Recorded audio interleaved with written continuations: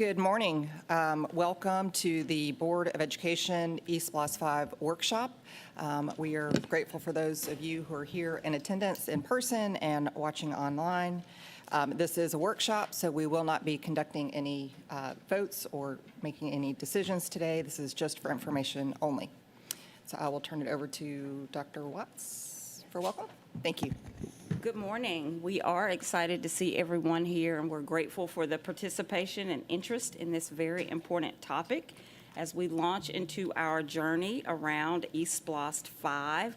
While there has been quite a bit of behind-the-scenes conversation in anticipation of a referendum, today kind of marks our official public launch into the conversation, and we're excited not only to provide information, but also to provide an opportunity for the board and others for some awareness and for some input. Most importantly, we want to gather and solicit input to help guide our work moving forward.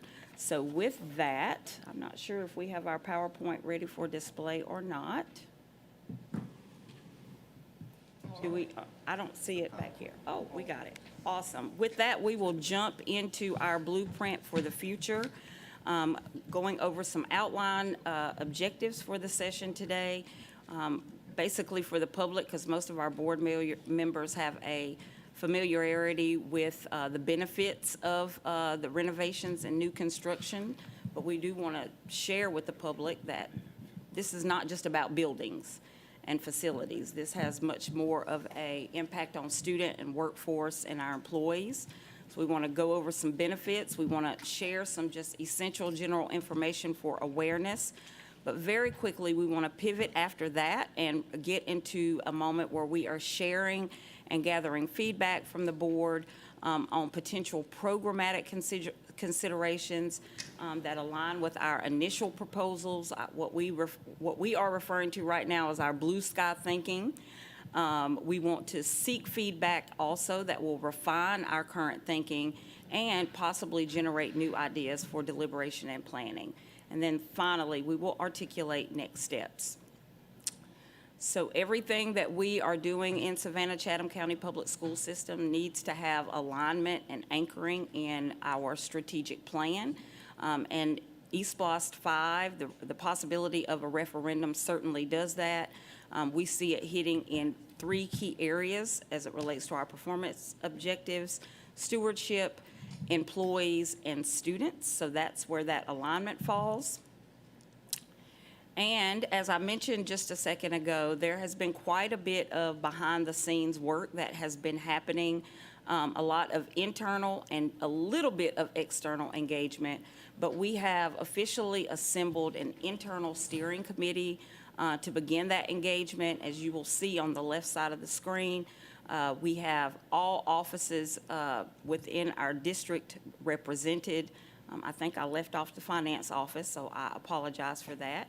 But every single aspect of our school district has an opportunity and will continue to have opportunities to give feedback. With that committee, that steering committee, we wanted it to be cross-functional. We wanted it to be individuals that have knowledge and expertise, innovative and strategic thinkers, key communicators, and people who have a historical context but are also willing to be future-oriented. So that's just a little bit about the steering committee. As many of you may already know, ESPLOST is a special purpose local option sales tax. It's a lot of words. We affectionately refer to it as ESPLOST. It is a 1-cent tax on all retail purchases. When you are spending money in Savannah-Chatham County, you are contributing to ESPLOST. It's a 1-cent sales tax on any purchase made in our county. And that money is designated and earmarked specifically for capital projects. So it cannot be used for operational expenses, teacher salaries, and instructional purposes. Just a little factoid, fun fact, a couple of things on this slide that I found to be interesting. Longwoods International, which is a leading tourism and travel research expert, released a recent report and highlighted that 6.5%, there was a 6.5% surge in visitor spending compared to 2022. So visitors and current citizens in Savannah and Chatham County spent about $4.7 billion in 2023. So that is a huge rebound from COVID. It is a gift that we have here in Savannah-Chatham County, and one that will make a lasting and significant impact on public education. And with that, I'll move us to the next slide. How can these dollars be spent, this penny tax? And again, I just want to emphasize that it is a penny tax on retail, a sales tax, not a property tax. So this has no impact on anyone's property values or how they're taxed as it relates to their individual property. There are some stipulations around how ESPLOST dollars can be used. It can be used to build new schools and facilities.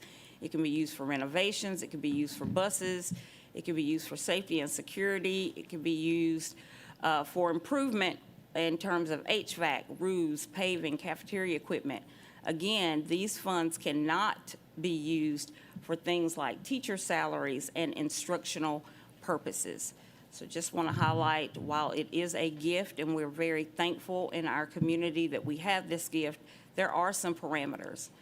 I really want to spend just a couple of minutes here highlighting some benefits, because I don't want this conversation to turn into one that is simply about buildings and facilities and things. There is a much larger benefit that I think is important to highlight. There are numerous studies that show that when our students are in modern buildings, they perform significantly better, and those results are lasting. They have compounding impact. We also know that in addition to the academic contributions a nice facility can have, it contributes to our students' general health, their attendance, and their behavior. So there are many benefits. We also want to highlight the fact that when our employees are coming to a building where the conditions are optimal, it improves their performance. It helps with morale, retention, and recruitment. So there are lots of benefits beyond just a nice, shiny new building. We know that environmental conditions play a significant role in how we optimize educational experiences. When a building is maintained and clean, when the acoustics are beneficial, air quality, lighting, temperature, size, and space, we get a higher performing school. And so those are all the things that we tried to look at and consider as we began to move forward in this journey. So as we launched into our journey, we didn't really grapple, but we had some interesting conversations about where we would look to have influences on our decision-making process. There are several factors that contribute to how we will make decisions moving forward. So the first place we wanted to start with the engagement of our board is we wanted you all to consider some of the factors that might influence our decision-making, and we want you to kind of help us put these in priority order so that as we move into the next phase of this, we have some criteria to begin to think about. So we're going to go to our famous, some of you may feel like it's infamous, Mentimeter, which is, we'll start here, but we will move into conversation next. When you think about the key factors that influence or should influence how we make decisions about our ESPLOST funding, should a referendum happen, what should be, in rank order, the key driving factors? So you see here, we think about programmatic need, we think about enrollment or building utilization,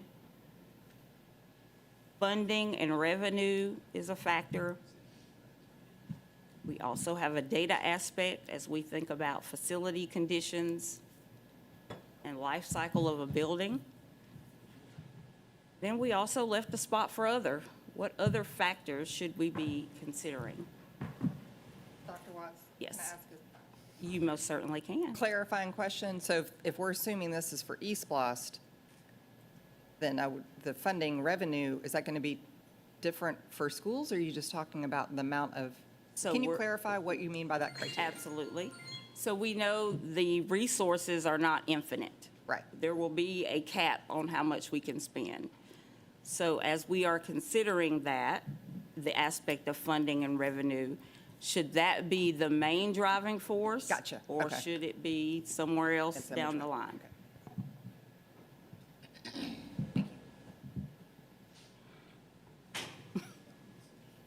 There's stuff missing, add it. That's why we put other. I put other in there for you, Mr. Cashmore. My phone does not like doing this.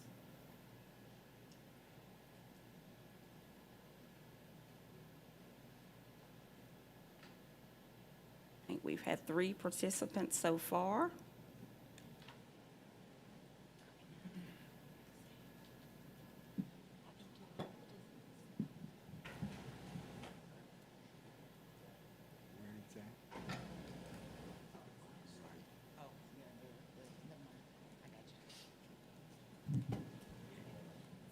That all 6 of us, okay, so, you haven't voted yet? Says 6. 1, 2, 3, 4, 5, 6, that's it. Somebody may have voted for you.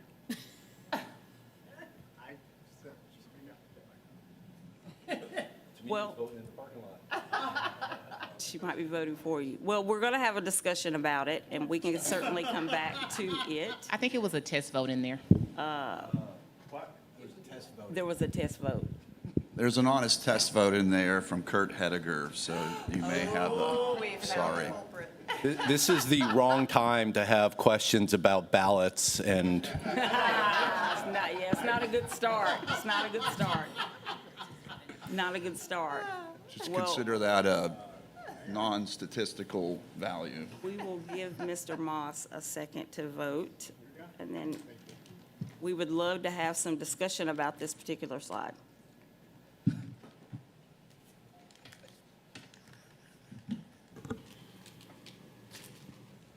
I know, right?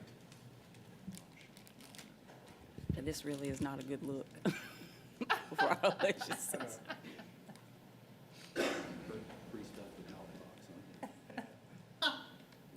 What he wanted.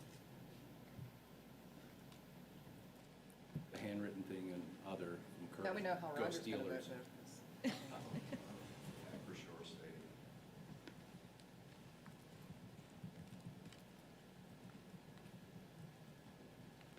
Okay, I saw some movement, so that gives me an indication that everyone has casted their opinion. And as you can see, leading in first place, enrollment and building utilization. The board feels like that should be the main driving factor. And funding and revenue is coming in as a last place criteria. So would love to just get some more dialogue around this topic. Yes, ma'am. I've always been a very, very eager supporter of ESPLOST, and it seems to me that we're turning a corner now, a very positive corner, in that programmatic needs are becoming a focus rather than mainly the facility itself. I think for the 12 years I've been on the board, I came in the middle of E1. The condition of the building was kind of the sole focus.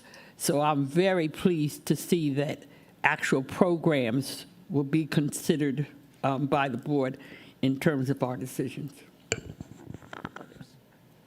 I supposed to be calling on people? Oh, go ahead. I'm like, No, it's, I like having workshops in more informal settings. It's hard to do in such a formal setting. But I agree with Ms. Hall. I think having the function of the school really drive the program, the academic function, is really critical and something I think we've had discussions about. So I hope that that will be a priority. The one caveat I'll put around that is, needs change. So we also have to be mindful of how we can have flexibility in there as well and stick to some of the, I love some of the fundamental kind of elements that you outlined earlier as far as acoustics, et cetera. But really do like seeing programmatic need up there towards the top. The other thing that I'll mention on the facilities condition score, we've had conversations in the past about the formula that is used for that facilities condition doesn't always take into account the specific academic programming at that school. And so we, I think, need to be mindful and look at how we are tailoring that, because some buildings get dinged for something that's actually a positive and vice versa. So if we're going to, well, I know we will rely on that facilities condition score. I just think we need to be mindful of how we might need to do a little bit of additional analysis, particularly for some of our schools. Good point, thank you. Yes, all of the ranking is important, but as board members, we all have our unique districts, and we know what's going on the west side. Not only District 7, but District 8 as well. Rice Creek, for example, has converted from a 3-8 school to a K-8. And we see the significant growth on the west side, and enrollment is very, very important because programmatic needs and facility conditions and everything else, but we know that enrollment is really a factor for us to consider SPLOST funds due to the significant growth on the west side of our county. Mr. Johnson. So definitely enrollment. As y'all know, I've been attempting to get a high school out in Pooler for a while now. Just because of the growth that's going on in West Chatham and Pooler specifically. And I think that not just the needs of what programs we want to have in these schools, of what we think as a school district, of what, we believe, but we also need to look at and talk to, the city leaders. We need to be able to talk to the mayors. We need to be able to go into our neighborhoods and the people and talk to the people that we represent to find out what do they want to see in their schools when it's a zone school.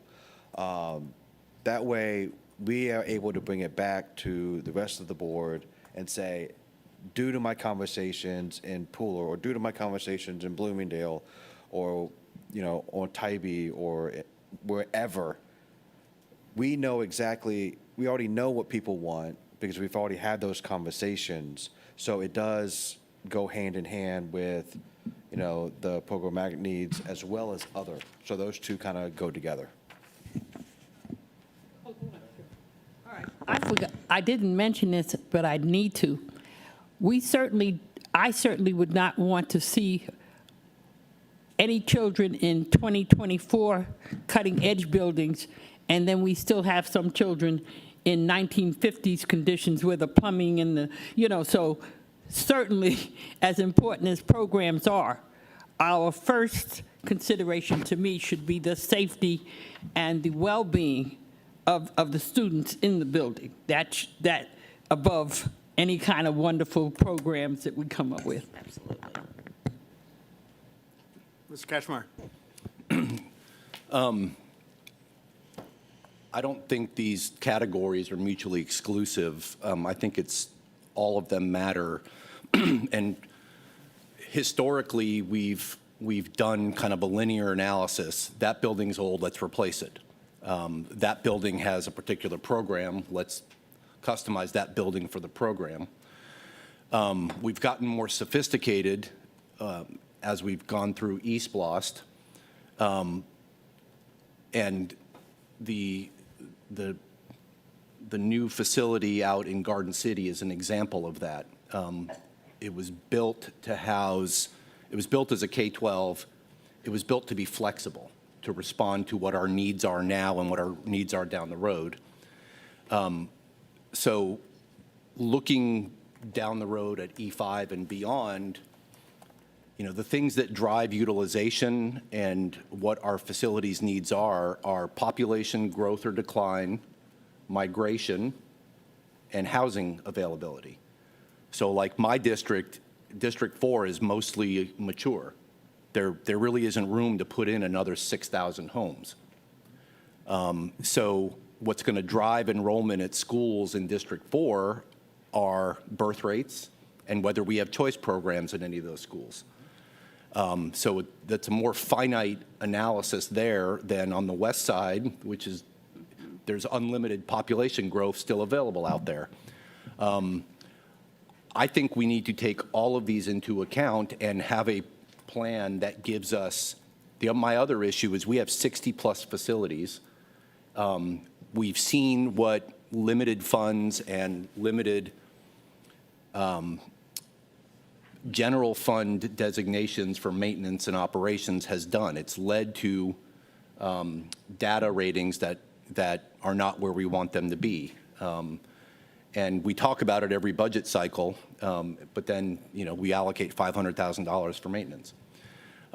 So in my mind, this is an opportunity. We have new leadership, different leadership. We have lessons from the last 4 ESPLOSTs.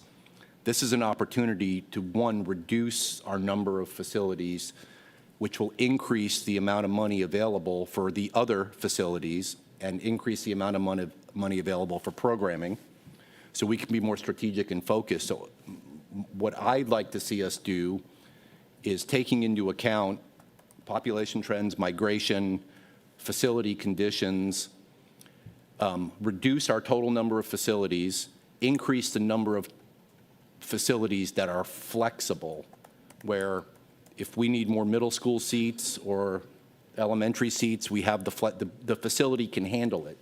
We're not doing what we did with some old schools, converting an elementary school to a high school. And then we have to spend another $3 million over 5 years to put in adult-sized bathrooms, things like that. Let's build our facilities to be as flexible as possible from the beginning and renovate our facilities to be as flexible so that 30, 40 years from now, it can be a high school, a middle school, or whatever is going to be in existence 40 years from now. So it's all of these that matter, but I'm really pushing hard on we have to reduce our number of facilities. 60-plus facilities we have to maintain, and if I was being blunt, we don't do any of it extremely well because we're stretched thin with limited resources. So my number one goal is reduce our facilities, make what's left flexible, but meet programming needs both for our choice programs and also West Side. We need to have a long-term plan there to address what's happening out there and get ahead of the curve. Thank you for that information. Does anybody else have input? All right. With that said, I'm going to kick it over to Ms. Megan Davidson, our Chief Operations Officer. Good morning. So to dive a little bit further, we're going to talk about where we started for our projections. So we utilized our actual amount of the average monthly ESPLOST revenue for the last 12 months. So how much money did we actually bring in for the last 12 months? Applied a 3% annual growth each year for the next 5 years. That takes our projection to about $677 million. That we also utilized our enrollment study. So the enrollment study was completed in July of 2024. Some of those key data points in the enrollment study included population growth. So we know that the Savannah Port, the Hyundai Electric plant, those are bringing in some great growth, specifically highlighting the West Chatham County area. We've had great growth rates in Savannah, in Port Wentworth, and in Pooler. They utilized the population growth rates from 20 to 22. We also have migration trends. So we know that there will be some transition within the district. About 2,900 persons will change within the district. So that's important to be mindful of. The building permits and the development. So they pulled the number of building permits to say what's growing, where will we have additional future housing housing places for people to occupy. Where will we have those significant planned developments? Again, West Chatham County. The housing data, a majority of housing units in Chatham County are single-family dwellings, so 60% of those.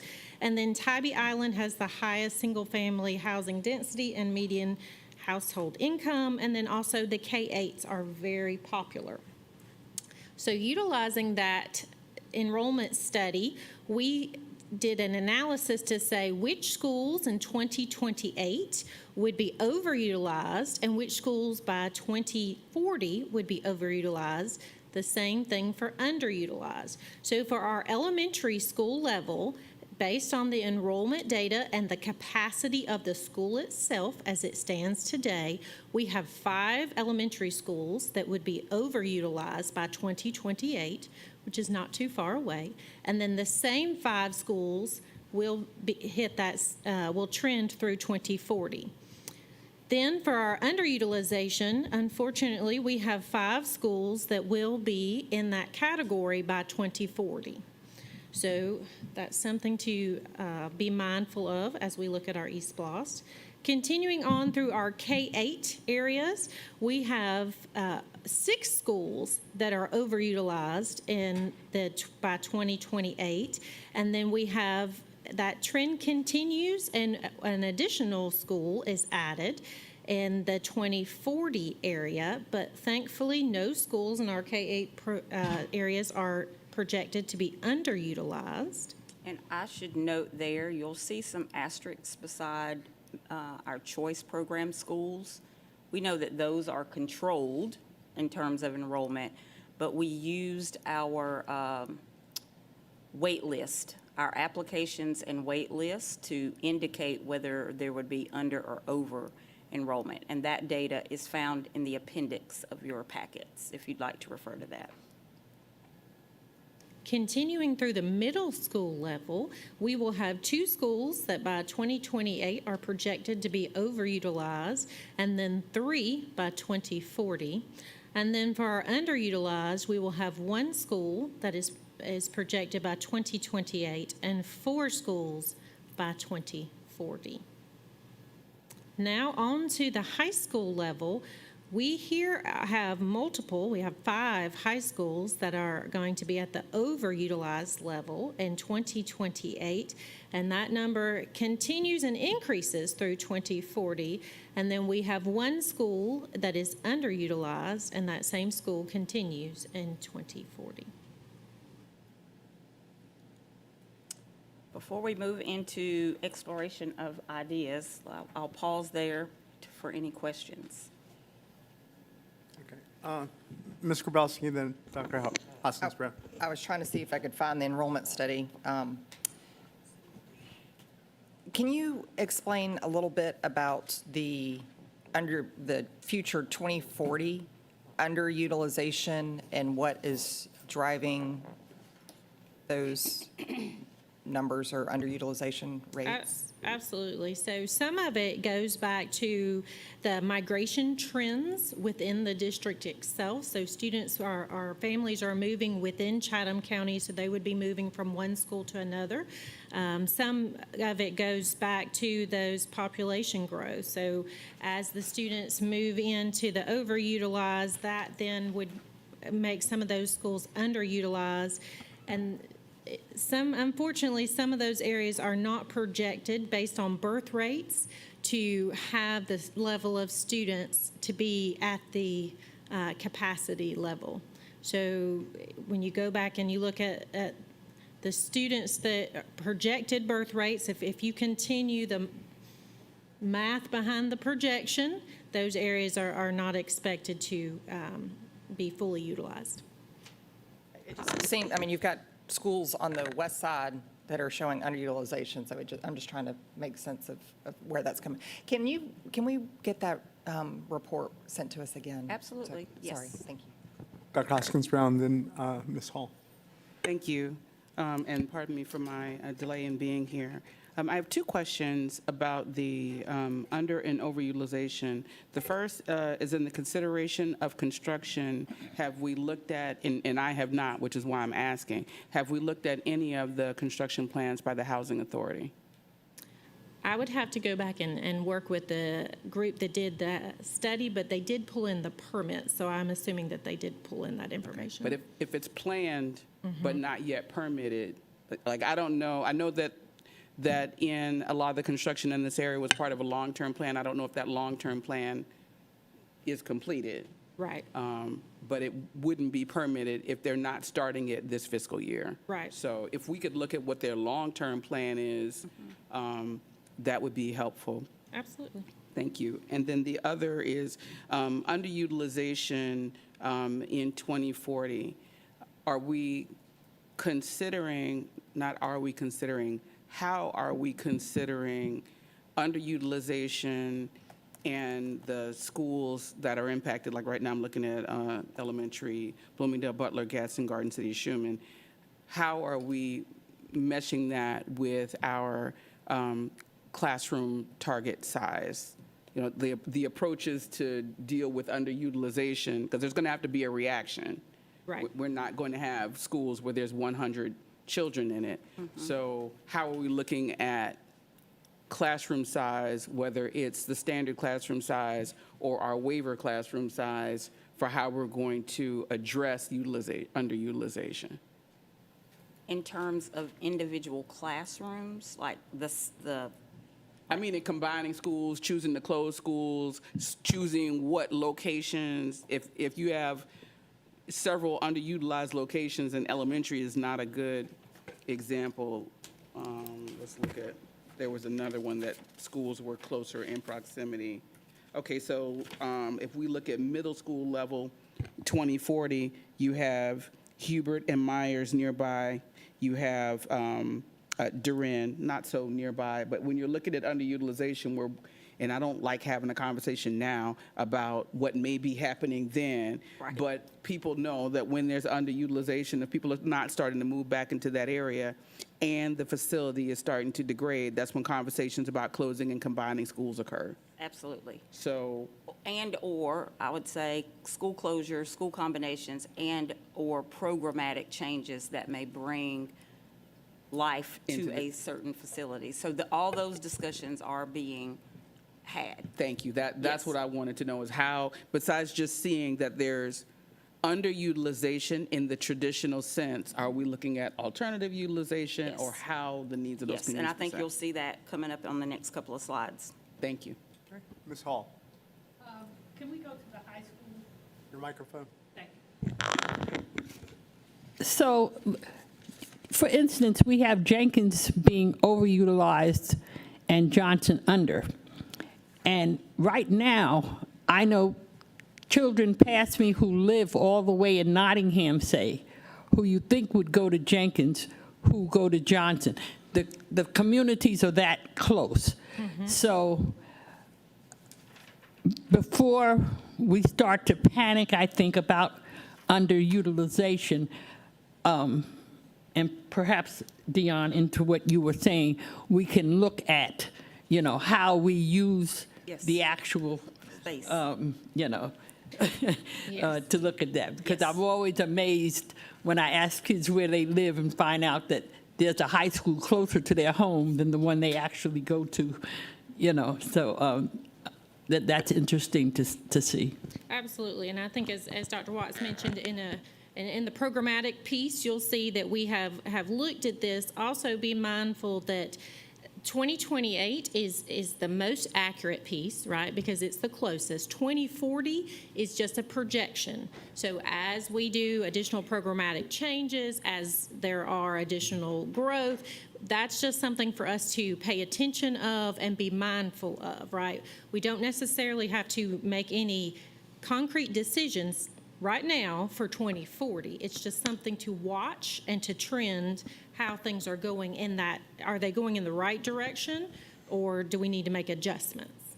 Well, Ms. Davidson, we certainly, Savannah United is beginning a huge conversation about the Wheaton Street corridor, the Hitch Village, pre-K, that kind of thing. I'm hearing more and more of that every day. So it's so important that we get all of these voices Aligned. involved and aligned so that we really know what the reality is of what's being planned with the county and the city and that kind of thing. Absolutely, yes, Dr. ma'am. Howard Hall. Yes, thank you. Can we talk about what's going on at Savannah High and Early College? I don't see them listed on here as being over or under.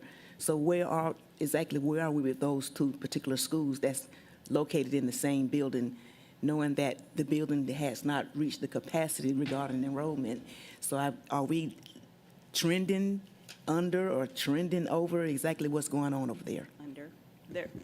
Both schools are trending under, and we've had some conversations, early conversations about Savannah Early College. As you know, that serves a very small group of students because dual enrollment can happen now across any high school. We have a couple of ideas about, we certainly are not talking about ending that program, so let me make sure I say that for the record. That is a great program for our students and an option that our parents want for some population of students. But we're having conversations about, is there an alternative location that may also differentiate that program from other dual enrollment programs? So instead of having it on a high school campus, could we have it on a college campus?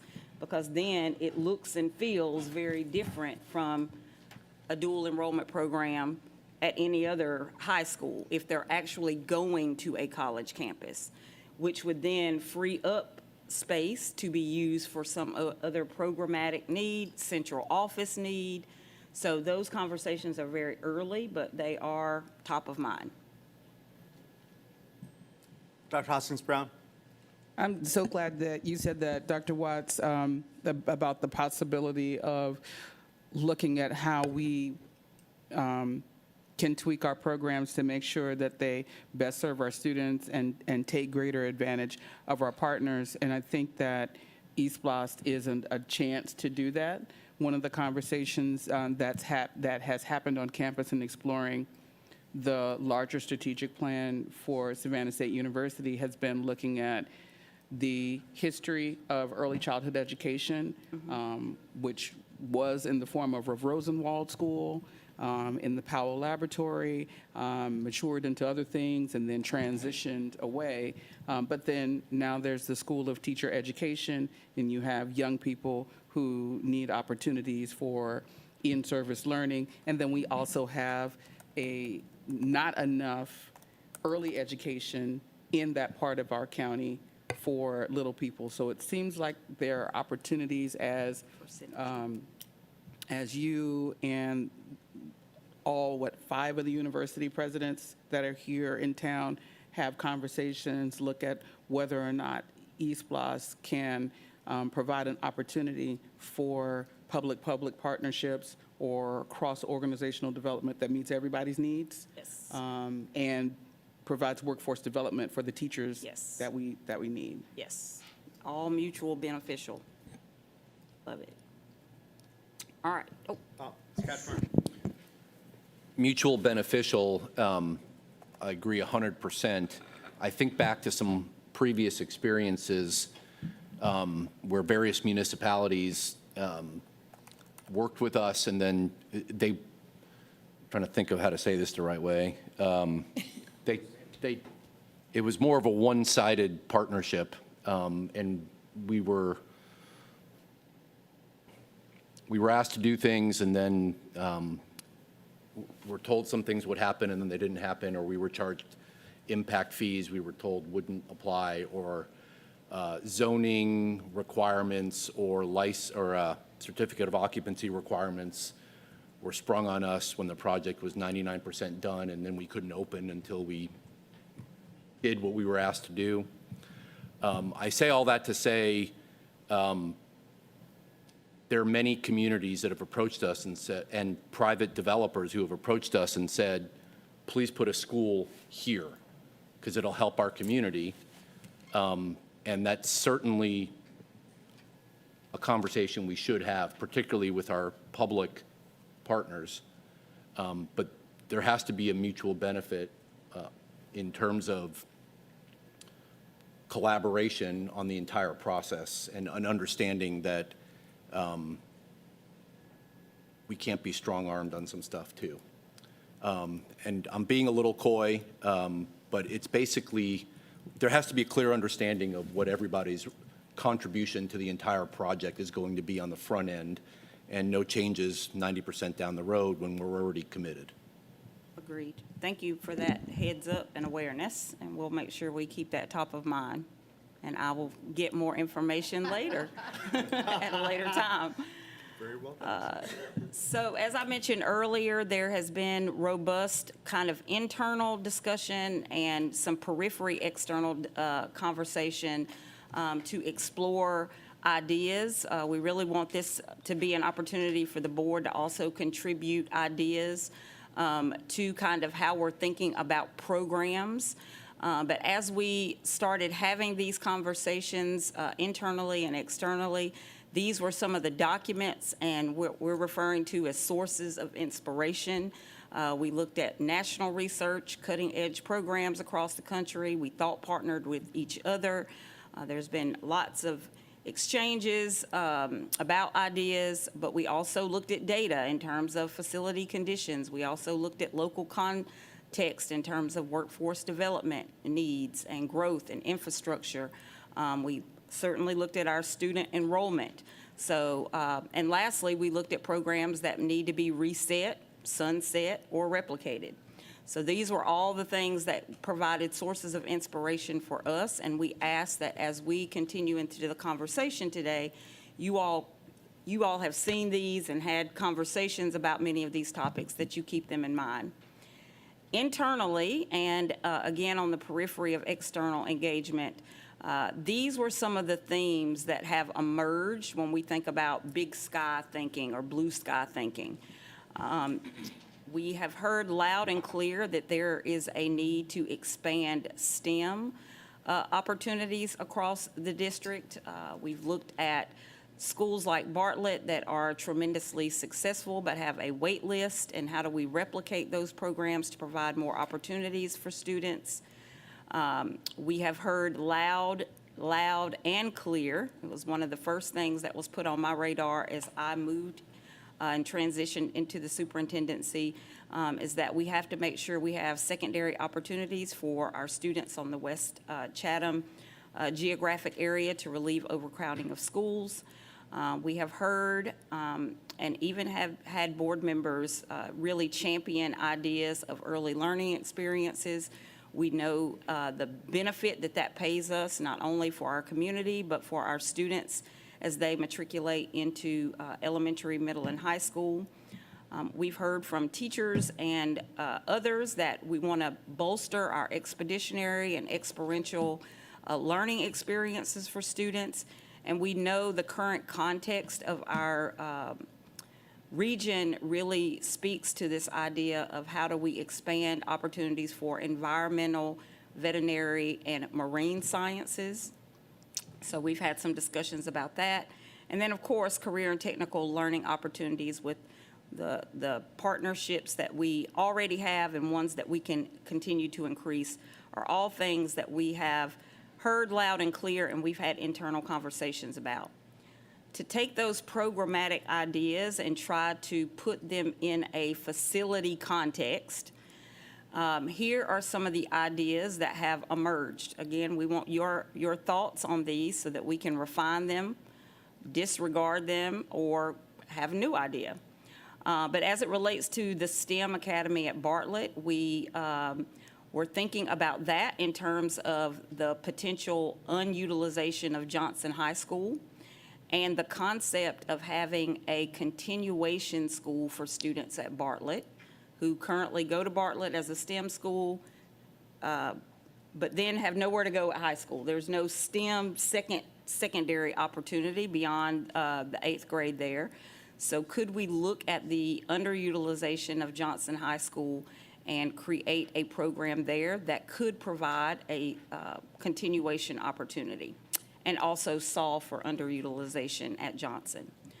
The second idea that has emerged aligns to the need to have a school, a secondary school in West Chatham County, and it also deals with our overcrowding situation, and that would be to replicate STEM or CTAE programming on another multi-site complex in the West Chatham County area. We could look at potential partnerships with Hyundai and others. And this would also be it could be a choice program, or it could serve the population of students in that particular West Chatham County area. And in addition to that, is there an opportunity to look at exploring a new athletic complex that could serve that side of town, the Western Chatham County side of town? And we would want to do that in partnership with the county if possible. So just to expound a little bit on those concepts, if you'll go to the next slide. Oh, that was nice. That's nice. That didn't do that yesterday. Whoever added it, I liked it. Our specific recommendation would be to build a high school, in particular in West Chatham County. As you all know, it's no secret we've been looking for land out in that area and have been largely unsuccessful because most of the property that we have looked at have issues and concerns such as wetlands. As we have explored and investigated this, an idea emerged on the campus in which the West Chatham Elementary and West Chatham Middle School sits. We have 100 acres there. Now, some of that 100 acres is not optimal land, but it's land that could be leveraged. Some of it could be leveraged, and potentially with some remediation, more of it could be leveraged. So the concept here is to potentially look at building a K-8 site on that particular property, as well as a new high school on that property. That would address the rapid population growth. It would also address overcrowding. It would give us an opportunity to have some educational innovation, bring in programmatic changes such as STEM, CTAE, and it would mitigate, again, for the overcrowding at the high school. But if you remember and go back to the enrollment study, we also projected that the middle school would be overcrowded there very soon. So with that, you can see the projected timeline and funding source, and we'd love to open this up for discussion. Okay, Ms. Hall. Can we go back a slide? I'd like to comment before we get into the West Chatham. Can you go back to, okay. So we're talking about maybe, extending a program to Johnson High. I have heard in my community for a long time that the IB program at Johnson is outstanding, and I've seen that for myself. I've gone down there and had some sessions with the IB kids. We can't expand the IB program at Johnson, though, if our programs at our feeder schools, at Myers, say at Hubert, at Isle of Hope, don't bring us the students that qualify for IB. So to me, rather than just look at this as, okay, here's a school building, what do we want to do to fill it up? I feel we need to look at what are we doing to have students who could expand an IB program. If we're not, if we don't have any kids in 8th grade algebra at Myers or Isle of Hope, or if we don't have enough, then Johnson would never have enough kids to have an IB program. Do you see what I'm saying? So see exactly as what you're we're saying. talking about buildings, I'd like us to see how the programmatic decisions we make, the instructional structure of what we do impacts all of that. I have said several times since I've been here, it's hard for me to conceptualize how IB just starts at a high school. In most places, there is a pipeline for IB that starts at elementary, middle, and high. So I concur, and we'll certainly give that some more consideration. Okay, Mr. Johnson, then Mr. Catchmeyer. I do like the idea of West Chatham High School school complex, kind of like what we have at New Hampstead. However, instead of just STEAM, my conversations with the people who live there, with STEM, they want STEAM. They want that arts aspect of it. They want the music. They want, whether it's singing or an instrument. They want theater. They want painting. They want drawing. And they want the science. They want the technology. They want the engineering. They want the math. But the number one thing they want is they do not want to have it be 100% choice. They want it to be a zone school with the choice option. Because the people who live in Pooler, they want to go to school in Pooler. They want to go in school from pre-K all the way through 12.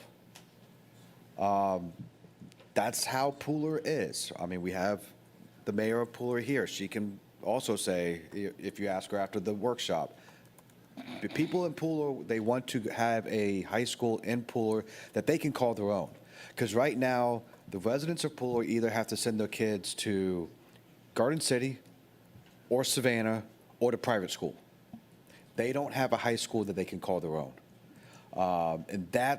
And for many years, not just Pooler, but also all the small communities out there, Bloomingdale, Port Wentworth, unincorporated, they felt left out because they didn't have Savannah. So they want to have a school that they can wrap their arms around and hug and love on and call their own. All right. Mr. Catchmeyer, then Dr. Hoskins-Brown. So I'm going to do what I typically do and frustrate the superintendent and staff and say, in isolation, these are rational, good ideas, but I want to see the whole plan. Because, to Ms. Hall's point, we've added choice programs where somebody says, this subject is a good idea, and then, okay, where do we not have a choice program? So we have a lot of disconnect and overlap at the same time. So most kids who go to STEM, because there isn't a designated STEM high school for continuation of that choice program, they go to Islands for vet or scientific research, they go to Jenkins for engineering, they go to IB at Johnson, or they go to Woodville, for the most part. And some go to Beach for the allied health. And Savannah Arts. And some go to Savannah Arts. But they're trying to further customize their STEM interest, but find some other program. So if we create a STEM program at Johnson, there's cause and effect that has to be studied. We're going to lose enrollment at these others for the kids who are really dedicated to STEM. I think this gives us an opportunity to re-examine all of our choice programs and consolidate and make them efficient so that you have these pathways. I thought we had a K-12 IB program. Marsh Point was an IB school. Was. Right. Coastal Middle School was an IB school. It was. Okay. And years ago, we had 2 K-12 IB pathways. Windsor Forest was IB. And then what happened was we diluted the teaching pool and we diluted enrollment. So there was half the enrollment or less, and teachers with experience and certification spread thin, so both programs faltered. So then we went back to 1, but by then it had been decimated. So I think this is an opportunity. If we're doing STEM, do we need, I'm not advocating for this, but how does it fit in with the research program at Islands, the vet program, the technical robotics things we're doing and drone stuff we're doing at Groves or at Woodville? Let's consolidate and be efficient so we can maximize resources, and we have the pathways Ms. Hall articulated. So I like these ideas in isolation, but let's see the whole plan. And to Mr. Johnson's point about West Chatham, I'm all for building on existing land rather than spending money on building new land, because we have 60-plus facilities.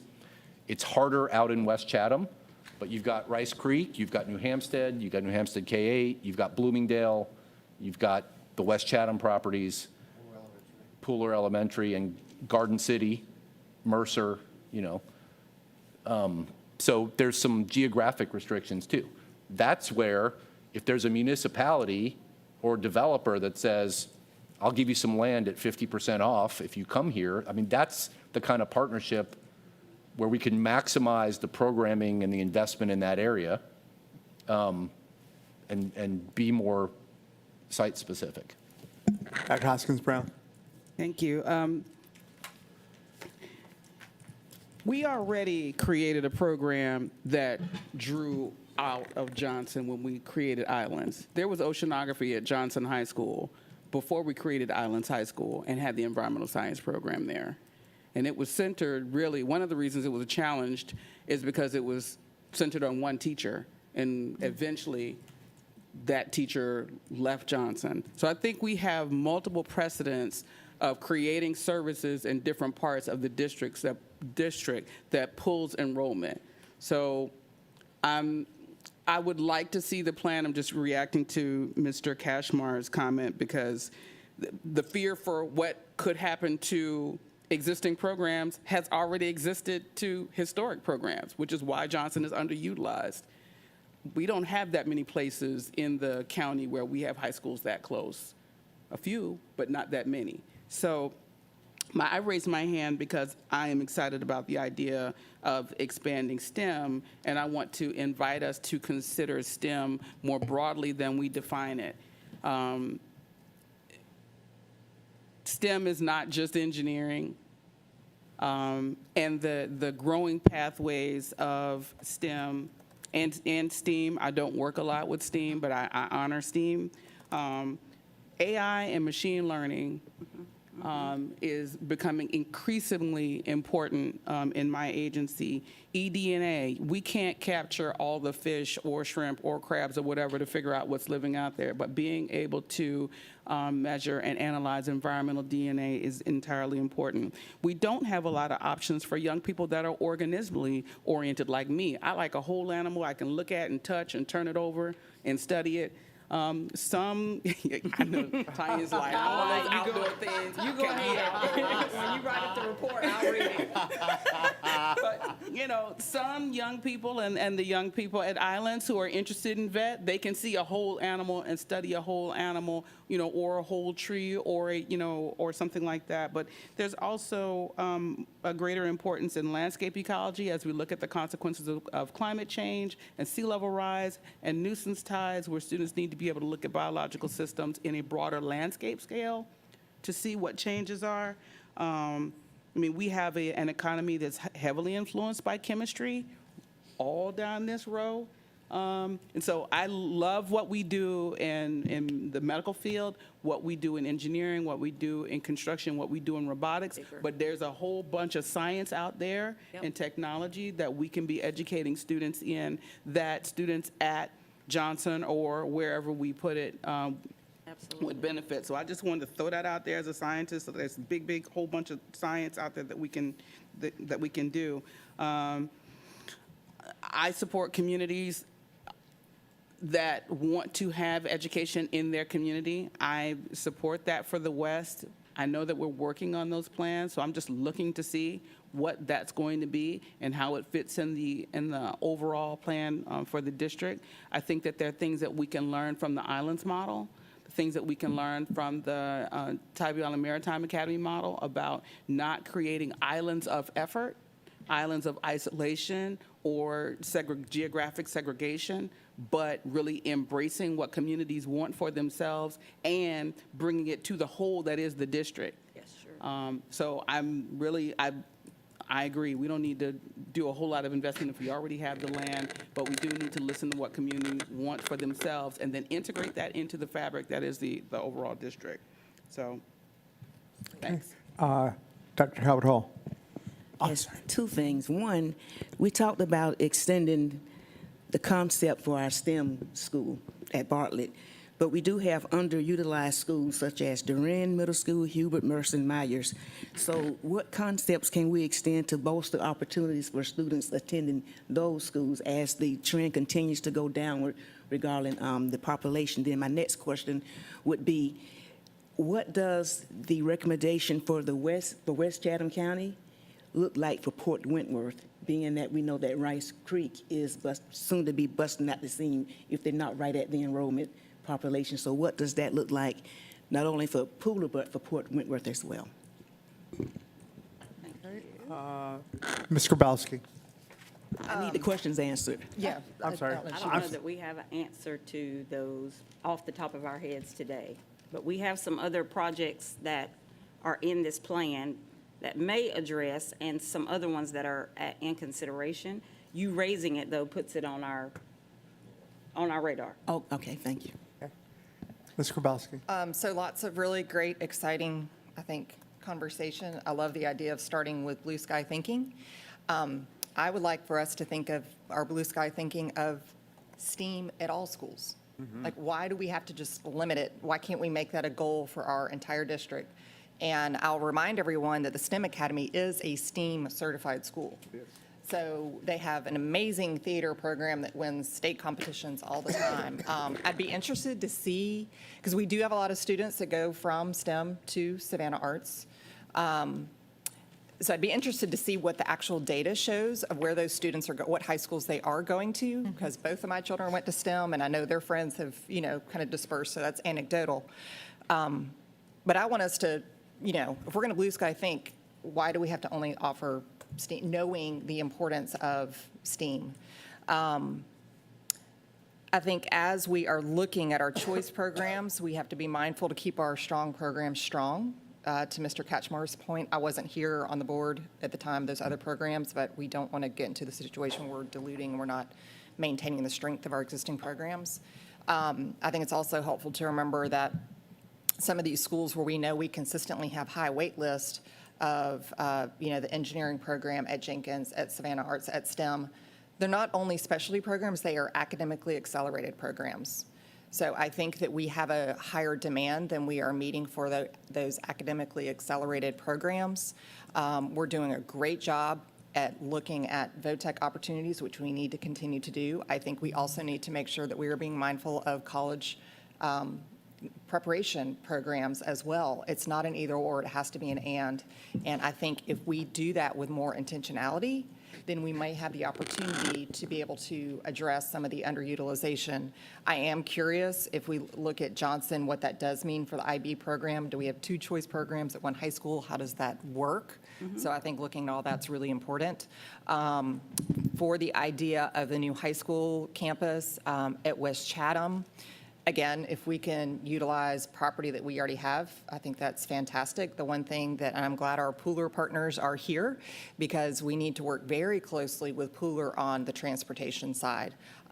There's not a lot of access to that property. The roads that do access it already have major congestion issues. So we need to be extremely proactive and work with our local government partners on how we're going to address transportation and increase transportation options to that site, particularly if we're going to add another campus. I think those are my points for now, and look forward to continue conversation. Dr. Hoskins-Brown.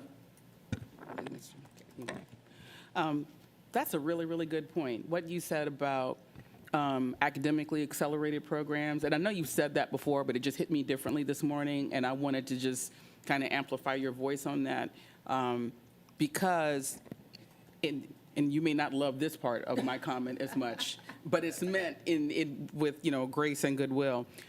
We do have really high utilization of Savannah Arts. Lots of families utilize Savannah Arts, but all of those young people aren't trying to be artists. Part of the reason they're there is because of the academic acceleration, which has given me heartburn for many years, because that academic acceleration ought to be available for more young people, and you shouldn't have to throw elbows to get into Savannah Arts or start your kid playing a violin at age 8 so they can get into Savannah Arts when really they're going to do something else. They're not trying to, that's not an art curriculum that they're looking for. But I recognize that what they are elevating there is cross-disciplinary. So I'm glad that you said that in that way and pointed out that that's what's happening at Jenkins, because it gives us a chance to look at how can we create that opportunity in other spaces and be services driven. I think you're right, Mr. Katchmar, about, not building 50 million other facilities. And when I'm making suggestions about things that we should offer, I'm really being services driven. Like, how do we create these services that are needed? And I'm not thinking about facilities, but I have to realize I need to clarify that when I'm talking, because it may sound like, oh, you want to build this other Thing. facility. Yeah. No, I'm just thinking, how do we fulfill this service? We have a service that we need. Somebody has a service that they need. How do we get together to do that?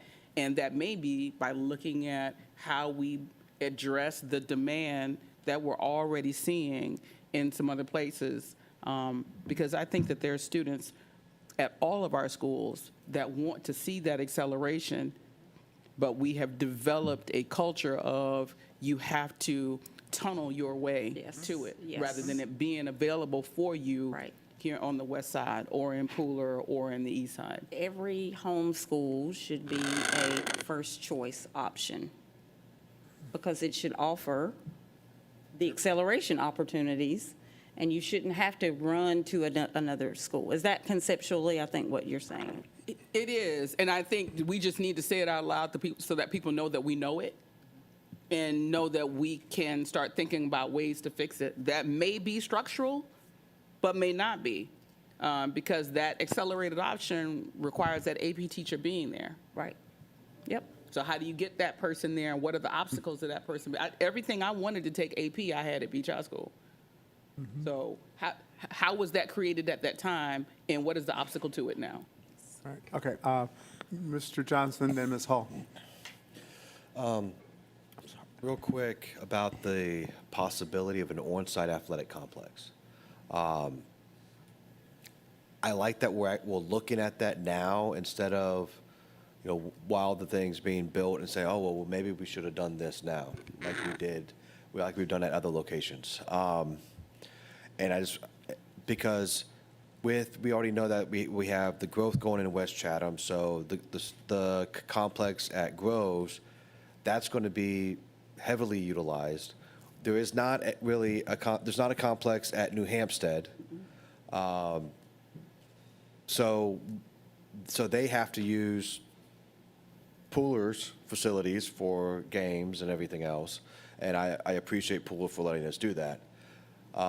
However, that takes away from practice time and everything else for those kids when they have to do that. So going ahead and looking at it now to see if it's even feasible is a great idea. I also think it could be we can, just, you said, blue sky, pie in the sky, work with the city of Pooler. So if they need an additional resource, if we're not using it already, I think it's a great way for working within intergovernmental agencies. Ms. Hall? I'm so excited about the idea of acceleration, but I'm thinking, do we understand that we can't begin to accelerate even at middle school? Acceleration has to start with our third graders, with our first, it really has to start. And to make it inclusionary, so it's not just a certain group of kids who are going to get to, benefit from this. We're going to service every child, give them all the opportunity, let me say, because of the way we structure things. Yes. And so it's not a fight Yes.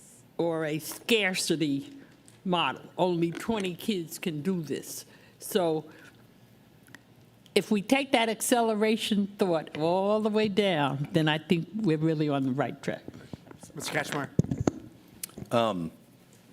So I 100% agree with the acceleration and equal opportunity across our district, but we need to be granular about what that means. Like, for years, I've wondered why some schools, the highest level science you can take is biology, and then others, there's AP physics. Right. And that rigor/acceleration discussion, the only way to get opportunities for kids is then to have to go to a different school or do online. So that's part of this discussion. I think we need to come to consensus on what each zoned home schools Have and don't have. should have and should not have. So when Dr. Lockamy was here, his concept was that Savannah would be like a college campus. So if you wanted to take engineering, everybody would go to Jenkins. If you wanted to do CTAE, everybody would go to Woodville. And we would have designated sites that would be really good at their core thing. Then we got to a point where some board members were like, well, every school should offer advanced engineering and shop and drone and art and carpentry. And so we started adding these little programming things at multiple schools. And I see the pros and cons of both, right? Like, you should have career and technical options at each school, but you should also have the advanced academic options. So we just need to decide what we want to do. What the baseline experience is. What the baseline experience, but then also, do we want to centralize some experiences and make that the really good experience at that K-12 location or that high school location, or do a little bit of it at each middle school or each high school? I'd rather do it right and really well in one or two key locations than at 60% at every school across the county. And I think STEM is an example of that. When we first opened STEM Middle, it was the only STEM certified middle school here. And then over the next 5 years, it wins national awards because all the resources for middle school STEM was focused on that school. And the principal was told, you know, in the words of Jean-Luc Picard, make it so, and we will support it. But all the resources were there. We didn't have 37 STEM teachers across the district. Then we said, wow, this is great, so let's replicate it, and we started doing it across the district. So there's like a balance there. You dilute the product a little bit, unless you provide the background resources and investment to make it work everywhere you try to implement it. So I'm not advocating for one or the other. I'm not saying we should be a college campus, and if you get to go to the school that offers the program you want, I'm not advocating for one or the other. I think we need to have the conversation about what is the baseline core academic opportunity we offer at every school, and then for those who want to go outside the bell curve from there, how do we handle that? Do we offer the same acceleration at every school, or do we say everybody who wants to do advanced physics are going to one school? We just need to have that conversation and make some decisions. I'm sorry, Dr. Howard Hall, Mr. Johnson, Okay. Hoskins Brown, Ms. Hall. I just remember with Title I, when I was program manager, I was actually trained in IB because during that time, we figured out a way to use Title I funds to assist Johnson, who was a Title I school. And everybody was trying to figure out, how can you do that? That's an accelerated program. But we managed to do that. I'm not sure if it's still going on, but they were receiving those funds. And then when I look at this, I go back to the underutilization of those middle schools. Again, Duran, Hubert Mercer, Myers. We may need to look into different funding sources to assist in bolstering those different schools for programs within those schools, because we were able to manage to do it with IB at Johnson and Windsor. Mr. Johnson. I like the idea of having a standard of rigor and courses to be put at the schools. Because I feel like those schools that offer the higher level courses, the higher rigor, whether they're Title I, whether they have choice programs, whether they're charter schools, those kids that have those opportunities to reach those goals, whether they're stretch goals or actually attainable, real attainable goals, those are the kids that are able to, I feel, excel academically and not get pigeonholed into a program that they mentally or feel like they're settling for. But they can see themselves as that engineer, whether they go, whether they go to Jenkins or whether they go to the neighborhood school, but have that opportunity to take the courses to get them into an MIT or to a Georgia Tech or to wherever. But being able to give that rigor and those opportunities to take algebra, and every single 8th grade student has that opportunity to take algebra if they get to that point, and they have the scores to be able to do it. Every single 8th grader should have that opportunity. We need to have the opportunity so every single high school can be able to take the advanced physics, to be able to take the advanced chemistry courses, to be able to take the Cal 1s and the Cal 2s and the applied mathematics within high school.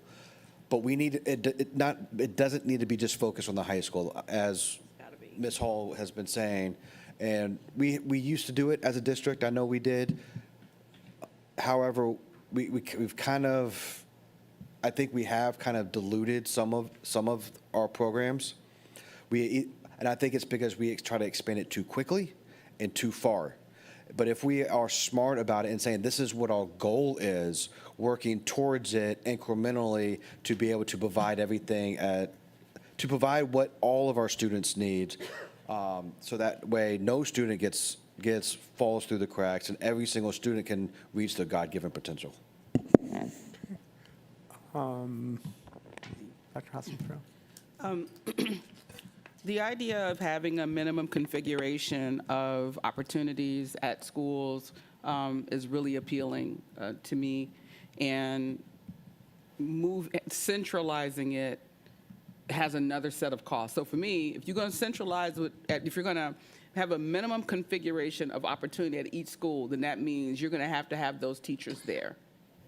Okay, so we have to find the money find the talent, get them, want them to be there. And in the history of our district, there has been the movement of teachers around different parameters other than the need of the schoolhouse they're in. And that can be handled and managed in another way. But if we're going to centralize it, then that's transportation. So I just need to know the money and the true likelihood of being able to do either one. Is it easier to find, and we have a teacher shortage too. So we have a teacher shortage, we have a driver shortage. Is it easier to find the teachers, create an atmosphere that they want to be in, and have them centered across the district and create more opportunities for young people? Or do we want to create a centralized structure and manage the transportation around it? My lived experience from 3rd grade through college in Savannah has not shown me that centralizing optimal opportunities serves the greater community. I'm happy for somebody I'll buy you a cup of coffee and you can sit and tell me why this works for our community, but I see a lot of energy and money going around focused on people trying to get into these centralized opportunities and less on elevating the quality of education in the district. So I would be happy to see the plan and the comparison that tells us, should we centralize it, as we have done, and we've been doing that. And there were some factors that influenced that. And one of those, I think, under Lockamy, I was not on the board at the time, was resources. We didn't have the money to have things all over the district. We are in a better position now than I believe we were when he came in. I don't know, is that, would you consider that the case, Dr. Until you Howard? mentioned transportation, because when Dr. Lockamy wanted to have the structure as a college campus and offering all those programs per school, it was with transportation, and that's the caveat now that we don't have the advantage of. Okay, so transportation we didn't have. I'm thinking that in terms of our revenues, we had less in revenues then than we have now, and you're saying we didn't have the transportation then either? We did have the transportation then. We had the transportation. So we had more revenues then, I would think, simply because we were able to provide transportation, and we had the resource, the people, as far as bus drivers and the talent at different schools. So. Okay, all right. So that I need to unpack this to further develop my opinion, but my opinion at this time is I would love to see more opportunities in more places, and I would want to know what obstacles cannot be overcome to do that. Thank you. Ms. Hall? Sorry, one more thing. And if we did that, it would increase the propagation of skills in our workforce. So if you have all those people all around, then you're building those skills in the community that they're in, and you're propagating it over time in that school. Absolutely. I'm sorry. Oh, no, that's okay. I just wanted to say, to me, we're in the best situation now with this ESPLOST program, because what that has done is taken so much of the burden off of our general fund where these other things would have to be paid for. We don't have to pay to build our buildings anymore or upgrade our technology and all of that, our safety. So to me, we're in the catbird seat right now. But to hear the discussion, it goes back to me, Dr. Watts, to our elementary schools. The preparation of our kids in elementary school will determine the usefulness of all of these other things as they get older and go into high school. But if we don't have that excellence there, Yes, too many children are not going to absolutely. We won't- benefit. Right. We'll still have an elite group. That's that- right. And not. That's yes, exactly right. And the scarcity model Will will continue. exist. Mr. Cashmore? 100% agree with the comments of Dr. Hoskins Brown and Ms. Hall, particularly on the, building up that pipeline from kindergarten on. But it's the other side, it's the teacher shortage. The main issue we've had for lots of our programs or lots of our vacancies is we don't have Yep. just general teachers enough, number one, and then specialized teachers, math, science, but then if we get into our choice programs, logistics, robotics, whatever it is. So we need to have a holistic recruitment and retention and training program, which leads into workforce housing opportunities, which leads Yes. into board subsidized additional pay Yes. over and above the state pay scale so that we can recruit and retain teachers, professional development opportunities.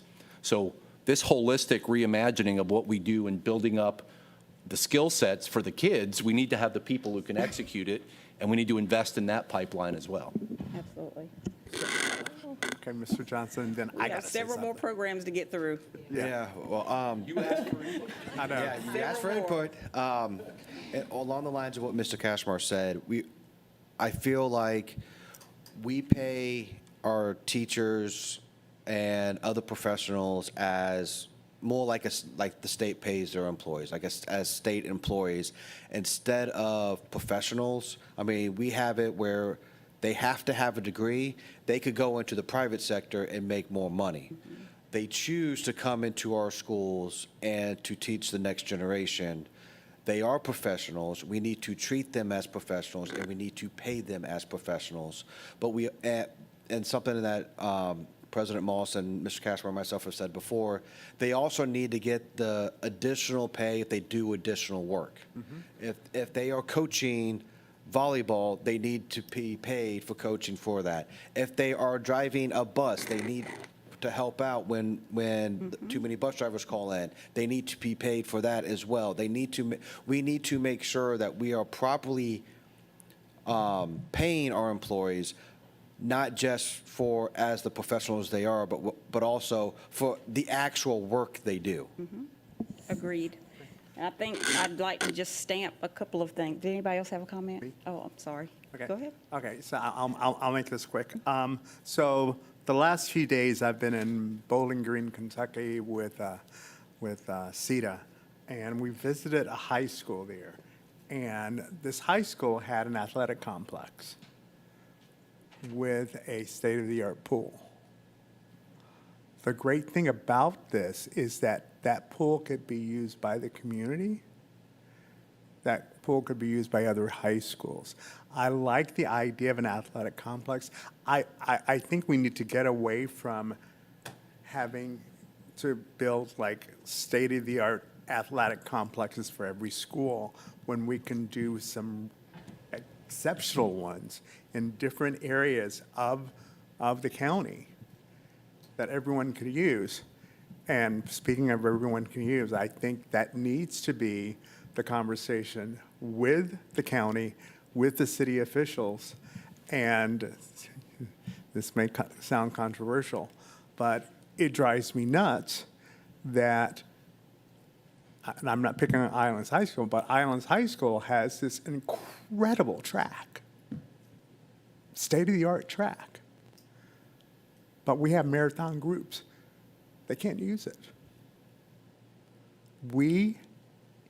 If we're asking the general public to give us money to build these things, we have got to come to some agreement that the general public gets to use them. And my final comment on STEAM, it's not going to come as a shock to anyone on this board that I support STEAM. Okay, but let me tell you something. I spoke with the president of Georgia Tech about 10 years ago, Bud Peterson. Bud Peterson told me this: 60% of kids that got accepted into Georgia Tech studied music. STEAM is important. Yes, I'm all for STEM, but STEAM is important, and if Pooler wants a STEAM school, I'm all for giving it to him. Right. Mr. Kachmar. I don't mean this to be flippant. No, I don't. When we Nice. implement, I'm not for or against STEAM or STEM. I'm all for it in concept. I want to know what it is. Because when I went to high school, I did science, technology, engineering, art, math. How is it different from normal course education? That's all. And we're talking conceptually about STEAM, about choice programs, about rigor, about all this stuff, but let's make sure we all understand the terminology. We have the same basic understanding of what it is, not just it's. I've watched this board follow trends over the years. We read something in the New York Times or the LA Post or whatever it is, and it's the new thing in education. And some of it's been really good, and some of it hasn't. I'm all for STEM and STEAM, especially the A part, right? I'm saying we need to have a good understanding of what we're doing, so we're all speaking the same language. Exactly. As a scientist, we're not talking about STEAM and STEM the way, when I go to my other job, we're not talking about the science that we do the way we talk about it at this job. And the way that we, like you said, Mr. Kachmar, the way that we're packaging it in education is so it is digestible for the young people at the level that they're being introduced to it, so they'll fall in love with it and not have a heart attack when they come to college and get in Calculus 2 or get into Physics 3 and see the other bases of science as we do it. But the things that we talk about as STEM and STEAM are not recognizable when I go to work and actually do STEM and STEAM. And I do a little STEAM as well, but not in the way that we do it. So I think it's just the packaging for K-12 education. And it was for that reason, and when we talked about creating the STEM Academy, actually talking about accessibility, STEM Academy was originally supposed to be at Myers because it was at the center of town and it would make it more available. And that got changed. There was advocacy around it going to Bartlett. And we came to a meeting one day and it was now moved to Bartlett. That's one thing about accessibility of it. But the other part of it was that I was not an advocate for it. And I was in meetings saying, why are we centralizing to this very, very narrow construct of specialization by young people? There's too much specialization too early, as I see it as a science professional. However, it's working for a lot of people, so I shut up, and which I have the ability to do. So I think that we just have to realize that the way that we're doing our programming looks differently from different professional lenses, and not confuse it that they're seeing it from the professional point of view the way we're executing it at the K through 12 level. Okay. Okay, Mr. Johnson. We're going to have to schedule another workshop. Right. Well, obviously, programming and concepts are something that we like to talk about. I think that what we need to do is talk to our charters who have some of these programs, the charters that have known rigor. What are they doing differently than us, and how is it that what can we learn from them? Because that's what the charters are there for, these microcosms of our community. So are we learning from them? Are we asking them the question of what has worked and what has not worked? Okay. Dr. Watts? Thank you. It's you. Okay, awesome. I think this robust conversation has really stamped, and I hope my team's ears are perked and listening very closely to the conversation that just transpired on the board, because this is a complicated thing. It is not one thing. We were here today to talk about ESPLOST. We have now taken a whole journey that has nothing to do with buildings or a referendum, which a part of me is excited about that, but you all have named, under the guise of programming, the complicated nature of how to do both and. Because I personally, as I hear you all talk, I can use commas and ands. It's not either or for me. It's and. And I do believe there is a way to get to that, but it involves every single person that's sitting to the left of me right now figuring out how to make this happen and helping us as a community and having our community give input on what this looks like. So thank you for that robust conversation. It may help the rest of this move a little bit faster. So let's move on to our next blue sky thinking idea. Idea emerged about leveraging a site that we know Georgia Tech may be interested in moving out of in the next couple of years. We currently leverage this site for a lot of meetings, and we like going there because it's a nice facility. And so the idea has emerged around in the concept of expanding CTAE programming. Could we use that facility as our district safety and security center, thinking about our central hub for housing our data, NOC, SOC, and JOC? You guys can ask about those acronyms later. We're just going to leave it right there for now. But provide an opportunity. The most important thing that I want to highlight here is it's an opportunity to provide for our students CTAE training around emergency management, cybersecurity, and other CTAE programs. And we're using the word other, and we're using the umbrella of CTAE right now because we have a lot more community engagement to do to narrow a focus on what these programs should be. But that was an idea that emerged about potentially leveraging that space in the next couple of years should it come open. It could also possibly be a way to alleviate overcrowding in the West Chatham County area. Another idea that has emerged, and this one is heavily grounded in a facility concern or a facility issue that we have, and that is at Woodville-Tompkins. The lower campus right now currently has our highest FCI score. It is on site with the Woodville-Tompkins High School, which, as you know, is a very successful program within our district.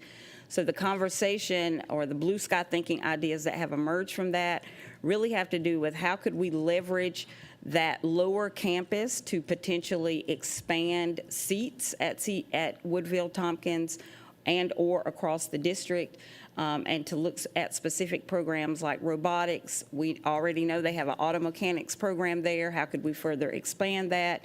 And then also an opportunity to have add athletic facilities on that site. Again, very broad general thinking, but we know that there is a facility concern there that we need to solve for, and how could we potentially leverage that not only to expand seats around popular CTAE programs, but also leverage it to give that school and that community an athletic space for practice fields and track usage. Expanding and replicating early childhood centers has been advocated for with board members in our district educational environment and beyond. We know we have a very popular funded, out externally and funded ACORN program, and we know the benefits that pre-K pays as students move further into their education. So the conversation around this has been around looking not only at potentially a specific site, which you see highlighted on this map, and partnering with Georgia Southern or SSU or Savannah Tech to do some type of early childhood program at this site, but also how do we expand early childhood across some of our more underutilized facilities. You saw those underutilized facilities in previous sites. So this particular slide is really highlighting the need to leverage our ESPLOST referendum funding, if we get it, to expand and replicate early childhood centers. If you'll move to the next slide, this conversation has come up. We're not going to show the video, but it is a really cool video. And it really gets to some of the things that I know board members are passionate about, particularly Dr. Hoskins Brown, but others have highlighted the need to bolster environmental, marine, and vet sciences in our school district. We have a gym in Oatland Island. I don't particularly feel that that facility is in the condition right now, and I have evidence to back this up, that we would want in terms of serving our kids, and it is bringing up quite a bit of safety concerns. There is also an opportunity to leverage that existing facility with some upgrades or potentially thinking outside the box, that we could think about offering a middle school program that would help feed into the islands potentially by taking advantage of this outdoor learning space that we have, while also tending to the facility itself, because we have quite a bit of facility concerns that we're dealing with right now, and those will only continue to get worse. So kind of using that as a starting place, but thinking about it from a programmatic standpoint has been a conversation as well. It also solves for over-enrollment at Coastal, because Coastal right now is projected to continue to be over-enrolled. So if we looked at a middle school concept there. So we've talked quite a bit today. We've highlighted some specific ideas. I'd like for you all to give us what is on your heart right now in terms of priority order of some of these ideas that we've discussed. Doesn't necessarily mean anything's coming off the table right now. We're keeping all conversations at the table, but your input here gives staff and myself direction on what we need to go deeper into.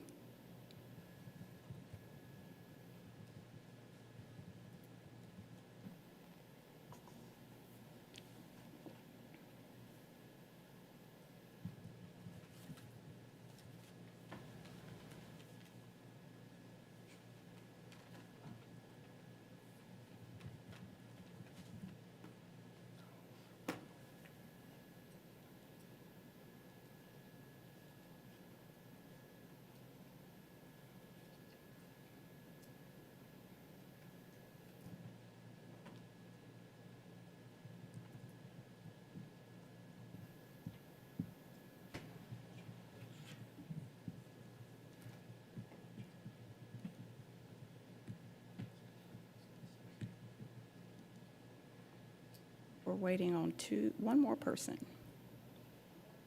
Now you got two of us working on it. Oh, was there a fake vote in here? There wasn't a fake vote? So we should get to 7. Work for Dominion, Kurt? No ballot stuffing happening. All right, as you can see here, I think we have all 7 people. Nope. There you go. Oh, there must have been a fake vote in there then. Okay, has everybody voted? Okay, great. So as you can see here, the concepts around a high school in West Chatham County continues to be a top priority for the board. Bolstering the environmental, marine, and vet sciences programs is also listed there, and it continues all the way through our CTAE programming concepts that were highlighted. So thank you for your input. Are there any more thoughts about these particular ideas before we move on to a break? I'll just mention quickly, and I know, Dr. Watts, I've already mentioned this to you, but just for the benefit of the full board, Charles Ellis has an existing great partnership with Oatland Island because of the Montessori philosophy and pedagogy. And so I hope that we can, as we're looking at this, we can look at how that might be. I don't want to disrupt that partnership that they have been working many years to build, so just want to be mindful of that and would love for us to be, again, blue sky thinking about right now our Montessori only goes through 8th grade. So I would love for us to think about how it can continue for the full course, and there's some amazing examples, and we've got some great resources in this community for additional conversations around that. Mr. Cashmore. We've talked a lot about input from our local municipalities and communities, and we should 100% do that. But we should also, there are some regional planning entities that are heavily involved across the county. CETA's got the RISE program for workforce development. Chatham County's done some extensive planning. Effingham and Bryan have as well. Georgia, economic development. So they're the regional and, MSA planning, the schools as well, Savannah State, Georgia Southern, they're looking at workforce development trends and industrial development trends as well, and projecting what do we need to be offering down the road? What are the jobs of the future going to look like? So getting that input as well from a macro perspective is going to be, I think, important as well. Absolutely. Dr. Howard Hall. This won't be long at all. All of the priorities are important, but we do know that Woodville-Tompkins had a championship track team with no track field. They had a state championship team with no track field, so it shouldn't really be prioritized. Every high school needs to have those necessities as others regarding having a track field, a practice field, and more. Also, with the extension of Woodville-Tompkins, the robotics and auto mechanics, would that extend enrollment as far as the basic courses? Because there's always an extensive wait list there, and although we're talking about, adding more with the labs and all, what about the academic piece as far as the math, science? Would that put more classes there to increase the enrollment? So yes, one of the purposes of lifting that one up was to increase seats so that more students could opt into Woodville-Tompkins. And what happens to the wing that's there that was for hospitality? Would that continue on there? Okay. We don't want to mess up anything that's working at Woodville-Tompkins. Okay, Dr. Hoskins-Brown and Ms. Hall. Thank you. I just had a question. How we identify which of the pathways that we expand in CTAE, of the ones that we have, ag, food, natural resources, architecture, arts, how are we picking the ones that we are going to use besides the increased seats, as Dr. Howard Hall asked? Are there some other things that make us choose from this menu and decide to invest? There are many factors. So Mr. Cashmore mentioned a few, working with CETA and other organizations that are looking at workforce development for the future. Certainly those conversations and those organizations have a lot of documents that are easily accessible that point to some of those future-facing workforce development needs. We have to get out and do more community engagement. That's why a lot of these ideas are very general, or there are multiple things being listed, because we also want to listen to the community. I think it's also contextualized based on geographic area of the city. So there's not a single factor. There are multiple factors. I would also like to survey kids, see what their interests are. Of course, getting our families' input. So it's a multi-factor decision-making process. Okay, thank you. I asked that because in the natural resources pathway, there is aquaculture, and there's investment in aquaculture. We have two of the only floating oyster farms in Georgia here, and that's getting a lot of national traction. So there may be ways to Yes. move into some of the investment coming from the state from other areas. Thank you, that are not Department of Ed. And the other question is that triangle that you had in the Middle Ground Road area about potential early learning expansion. There's a lot of land and a lot of churches over there. Have we looked at faith partnerships for that initiative? Thank you for that. You're welcome. There's a couple of really active congregations in that area. Ms. Hall? I would like us to have another workshop where rather than Dr. Watts kind of have to filter everything down to us, I'd like us to become the learners and just, instead of expounding our ideas and our great intellect, sit back and listen to other experts on these matters. Just get a chance to listen as opposed to using our experience only to propel these ideas forward. I think it's worth our time to do that. We have political people here, there's so many different people whose perspectives it would be great for us to hear from directly, as opposed to you trying to, Be the expert in be all the things. expert on all 'Cause things, I'm not. and to tell us, that you would have that's a burden. Yes. If we could sit back and listen, I think it would just help. There. Would that be a board workshop or just make it into something else?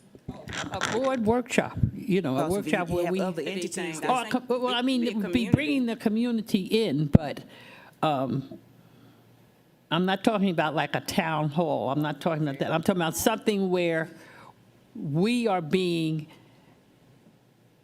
illuminated as a board, the ones who are going to make the final decisions, that we are the learners there. So you can configure it whatever way, but Yes. Because I not would something where actually you love to just hear hear from from others. 100 people and nothing to say. I want some experts. Yes. You see what I'm saying? Yes, I'm sitting here thinking, and in addition to that, I would love to hear from the community. I would love to hear from the elected officials. I would love to hear from some charter schools. Yeah, well, that's what I'm saying. We have they Heath won't- Lloyd sitting right here. they're I know listening. he has some ideas we need to hear. Yes. It's just, rather than just us expounding, I'd like Right. to, for a change, get to listen. Right, so in other words, an opportunity, not only another board workshop, just that's inclusive to us, but I'm thinking of something different to involve everybody to hear from other, other organizations. Like a and community. charrette? Or a symposium. Yeah. Yes, yes. I've taken note of that. I'm certain we can make that happen. We just have to find the time for the board members to be here, and it's very difficult to get y'all to galvanize around one date and time. But we'll do our best to make that happen. With that said, I think we are ready for a break. It is 10:53. Can we be back by 11:05? Yes. 05. No? It's 10:53. Can we be back at 11? Let's make it happen.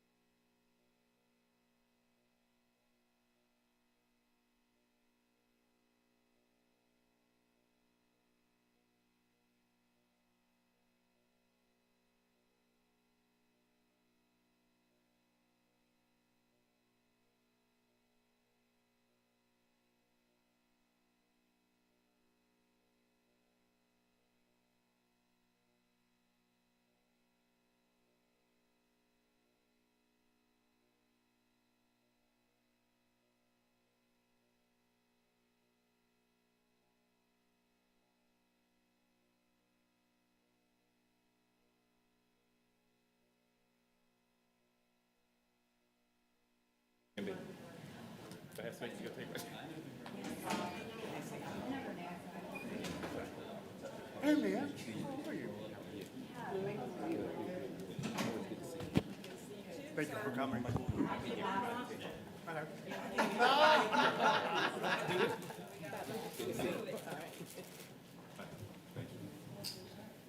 Now I feel left out, Heath.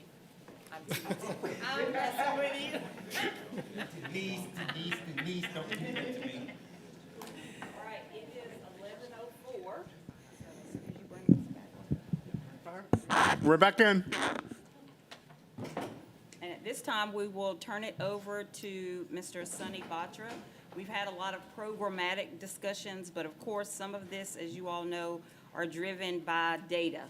So very number-oriented, and that's what we're getting into next as we take a look at our facility conditions and service life index. So this is moving away from programmatic need, more to data-driven decision-making. Thank you.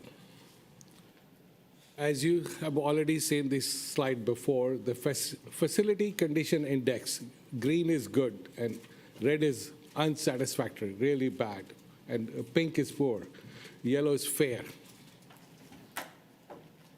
These are our possible projects for ESPLOST 5. As you can see that we have central office, STEM Academy at Bartlett, Southwest Middle, Windsor Forest Elementary, Gould, with very high FCI scores.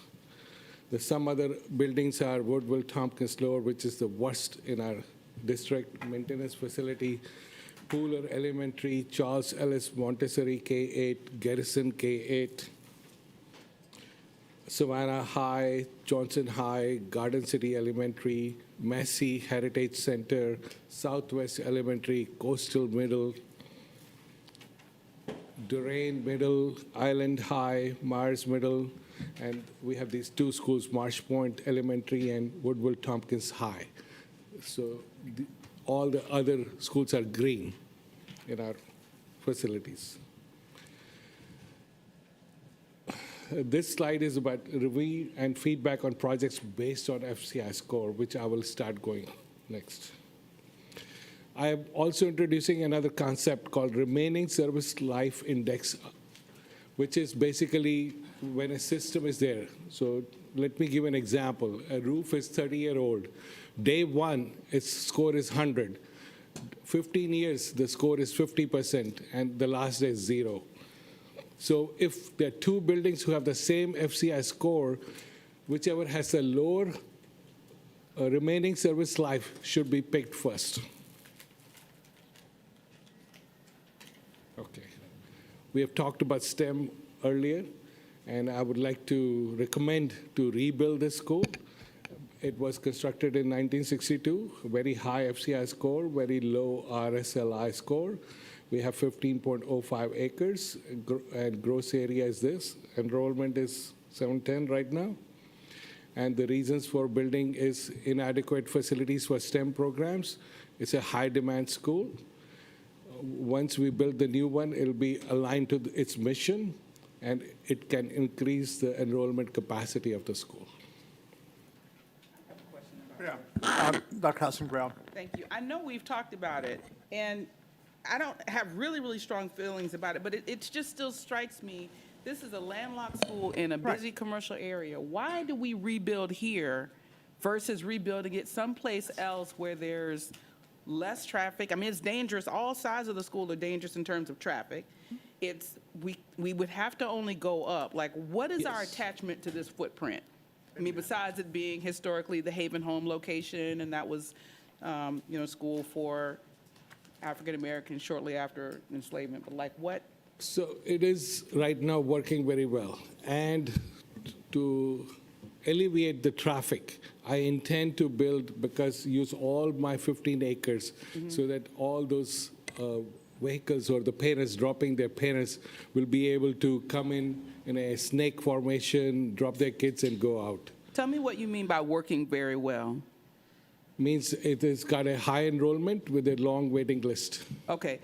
So did Savannah Arts, and the windows were about to fall out that building. It wasn't because of the building or the location. It was because of the services that were being provided inside the building. If those are provided someplace else, they'll go to wherever STEM is because they love the programming so well. So, I mean, I think one of the other concerns is where. So we've struggled to find property that's suitable. So we would have to figure out where to put it. And that is a concern that I have. It's just the scarcity of land that's suitable for a school. Ms. Grabowski? I do like that general vicinity because it is fairly centrally located in the county, which makes it accessible to a pretty large population as a 100% choice school. So if we're not going to, I mean, I think that is an important consideration. It's also adjacent to the planned Tied to Town facility, which is a 30-mile multi-use path that, once that is constructed, will significantly increase access for middle school students to not have to rely on parent transportation solely for a larger area. So those are two of the things that I think, I do agree it's not, the ideal site, but I think it would be, if we can find another spot, certainly open to it. I don't know where that would be. That's the difficulty. It has been for Mr. Johnson, then Dr. Howard Hall. I mean, I know before the break, we were talking about programs and everything else, and talking about reimagining schools and reconfigurations. I mean, we even talked about, bringing something like kind of STEM over at Johnson, but if we can reimagine it, aware in what, STEM is, it can be anywhere because it is a 100% choice school. So it's not zoned, so that neighborhood would not be affected because their kids would no longer go there. Because it's 100% choice, it could be anywhere from the beach to Bloomingdale. I would argue not. But it's scarcity of land and. But we already own land. You move it to the left or the right, east or west, north or south, it then becomes more of a transportation, you're burdening transportation because they're having to, it creates issues with transportation because right now it's centrally located, so it's easier for us to get kids there and back. If you put it in any extreme place across the geographic footprint, then you're looking at kids having to go farther.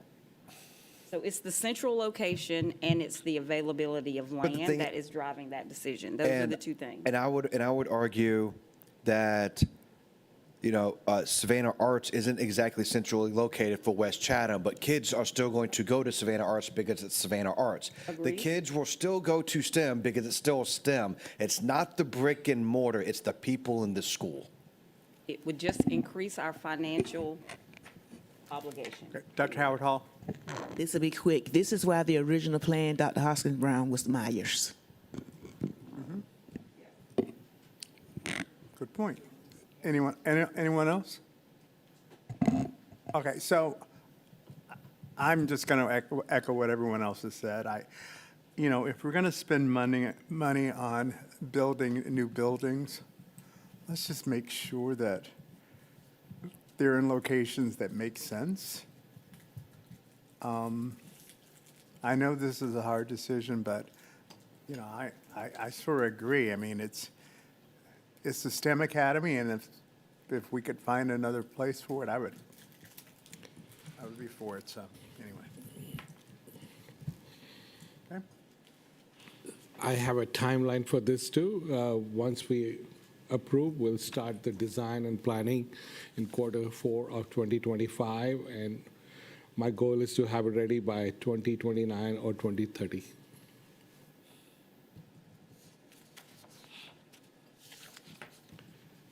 We talked about Woodville Tompkins Lower Campus earlier. It is one of the worst buildings in the system, so I would like to recommend to rebuild that too because of high FCI score. Very old building.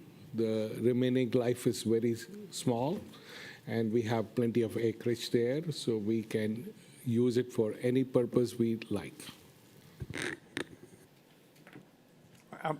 Question, go back to that slide, please. Enrollment is 56? Oh, that's the, Just for that small. programs, What's the school called, the high school? building Building bridges. bridges. Building bridges, that's- yes. It's currently there. Building bridges will not be there. Yeah, it will. This will be an building- extension of Woodland Hopkins School Yes. then? Okay, all right. Yes. So building bridges will be moving to the old Mercer School as Okay. an alternative school. And I'm Dr. quite Hoskins sure. Brown. Oh, I'm I'm sorry. not Hoskins, Oh, Dr. Howard Hall, sorry. And I'm quite sure you considered the location with the flooding and the different problems that's been going on out there. Not a whole lot of flooding, but I do know with the softball field area in the back. So I know to just make sure that we get, know about it in advance, so we have to go back to change orders and extending the time to build, just. My goal is to, when I go to a location, fix every problem we have, and if we can have problem, fix those too. And here's the purpose and rationale behind it is because of high FCI score, create a modern learning environment. It is an aging infrastructure. Then I also recommend rebuilding Windsor Forest Elementary School. It was constructed in 1963. It has also a high FCI score. Site acreage is enough, 17.65 acres.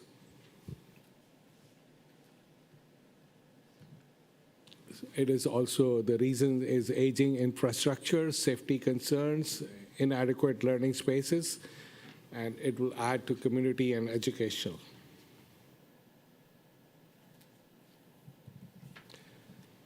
I have also put the timeline for this. Design phase starts in Q3 of 2026 and targeted start of construction in 2028 to be ready by 2031 and 32 school year. Dr.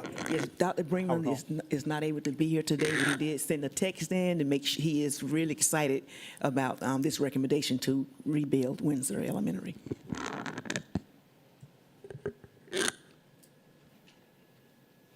I would also like to recommend building Garrison again. It was constructed in 1992, very high FCI score. Site acreage is 13.50. We did an independent study by design professionals, which also recommended to rebuild.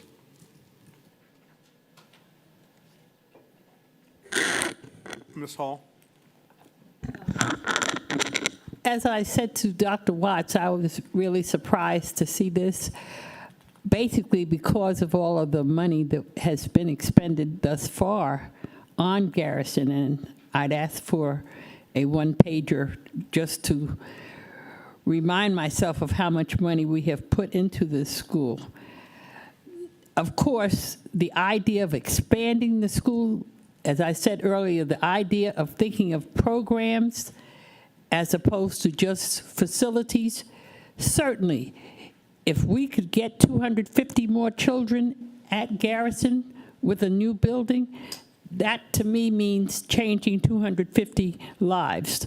So that is very enticing to me, and I think, Dr. Watts, you understood that's very exciting. But I get surprised that this just seems, who is the designer, who was the person who did this? Hudson Gay Bell. Did the study for us. Yeah, I think that last bullet is important for you to explain, Sunny. Yes, that that's last- what, yes. So according to their study, they said that we are going to spend approximately 30 million for renovation, and it will add 5 million just to do that moisture mitigation because the moisture barrier under the building has broken, according to them. So it'll be much cheaper to build and give 50 more years of life if we go rebuild it instead of just mitigate and try to fix and renovate. and this just came to our attention Yes. recently, after we had spent so much money already on renovations. That's fine. Dr. Hoskins Brown? Have we done any forensic analysis of our design and build process from 92 to know why we're here now?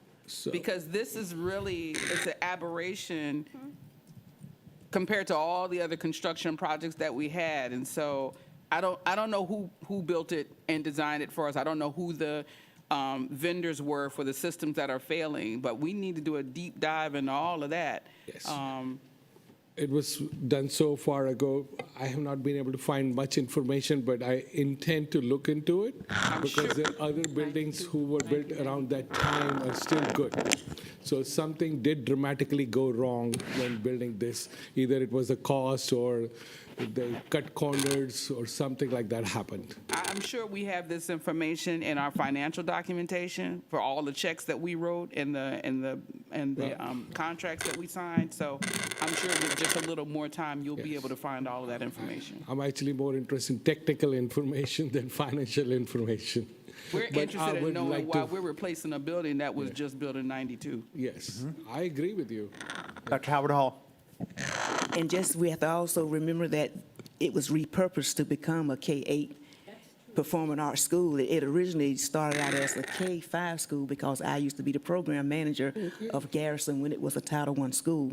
So maybe you think the population of students in the high enrollment had a lot to do with the wear and tear of that building because, and as Mr. Johnson said earlier about people being more concerned about programs rather as opposed to the building itself.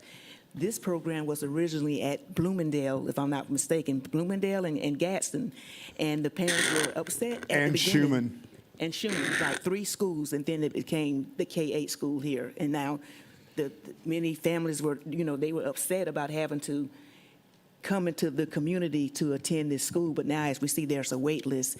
So maybe the building itself, the wear and tear due to it being converted from a K-5 to a K-8 could possibly have something to do with that. A very good point, which I was not aware of. If building is designed for 500 people and used by 1,000, it does wear it out.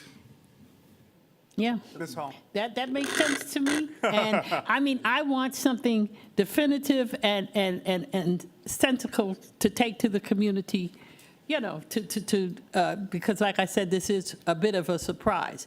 But I had forgotten that this was not always the School for the Arts. So that may be the very thing that the overuse has caused this.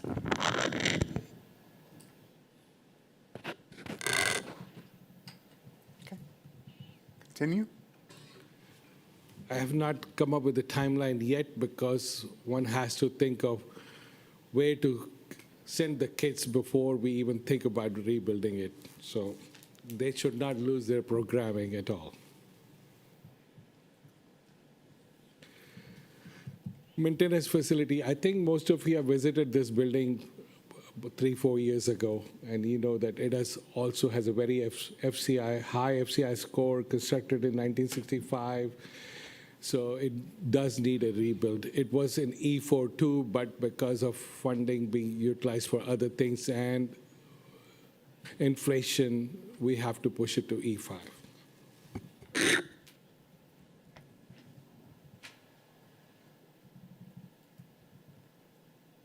Charles Ellis Montessori School K-8. I think you guys talked about it for programming. It needs a major renovation. The reason we cannot rebuild is it is a historic building, but we can do a major renovation and make it a very effective learning environment for the students.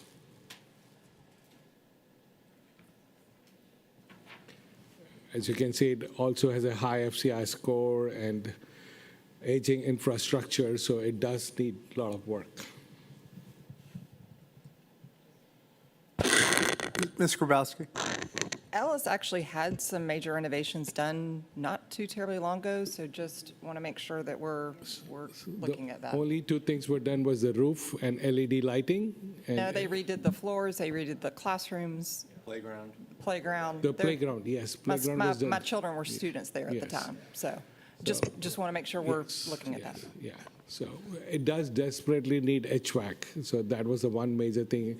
And the playground is actually worn out. I visited this school recently, and this FCI report says it can still use more work.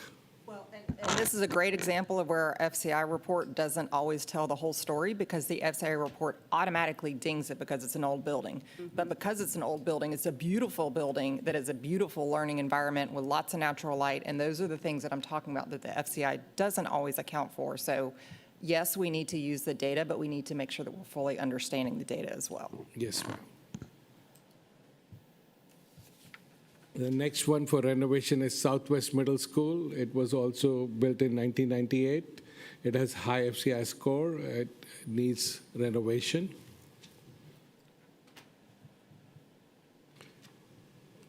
The reasons for it is site improvements, aging infrastructure, and roof replacement, HVAC system upgrades, etc.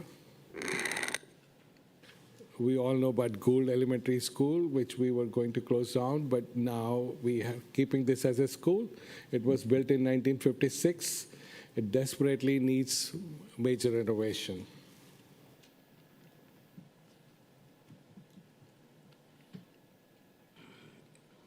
Savannah High School. It was built in 1998. It has high FCI score. We are currently doing HVAC replacement, and but it needs more TLC. Track replacement? HVAC replacement is HVAC. currently happening, and we did a new roof, but we need to do the internal modernization. Question, how much of this is delayed, deferred maintenance?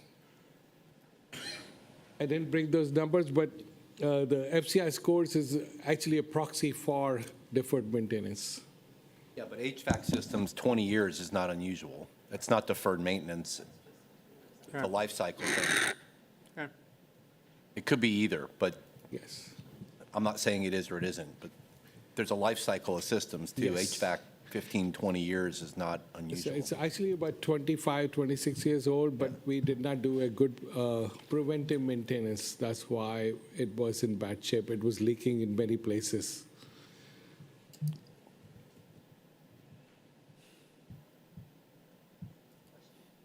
Yes, I'm sorry, Dr. Howard. Has there been discussion on rebuilding Gould as opposed to renovating it? I've thought about it, but actually renovation will do the trick. That's why I chose to renovate. I didn't understand your last sentence. It would do the, Let's go back to, I think it is something we can consider. As I think about Gould, it's also high on the overutilization Yes. yes. list. It is potentially something that we can consider. Right now, we're just giving you all the long list. In November, we got to narrow the list. Yes. okay. Could be considered. Good.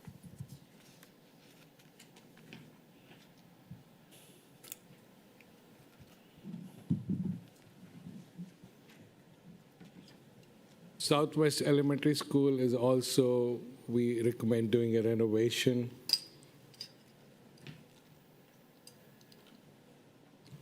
It needs new roof, new HVAC system, and interior finishes. Then Myers Middle School, we recommend renovation.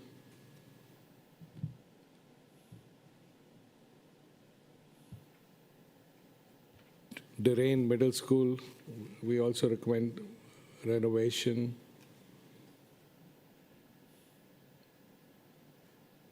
Johnson High School, it needs some big-time TLC.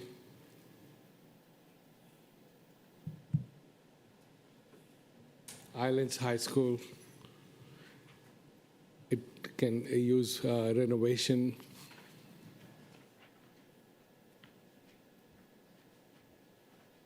And lastly, Marsh Point Elementary School, we also do recommend some renovation.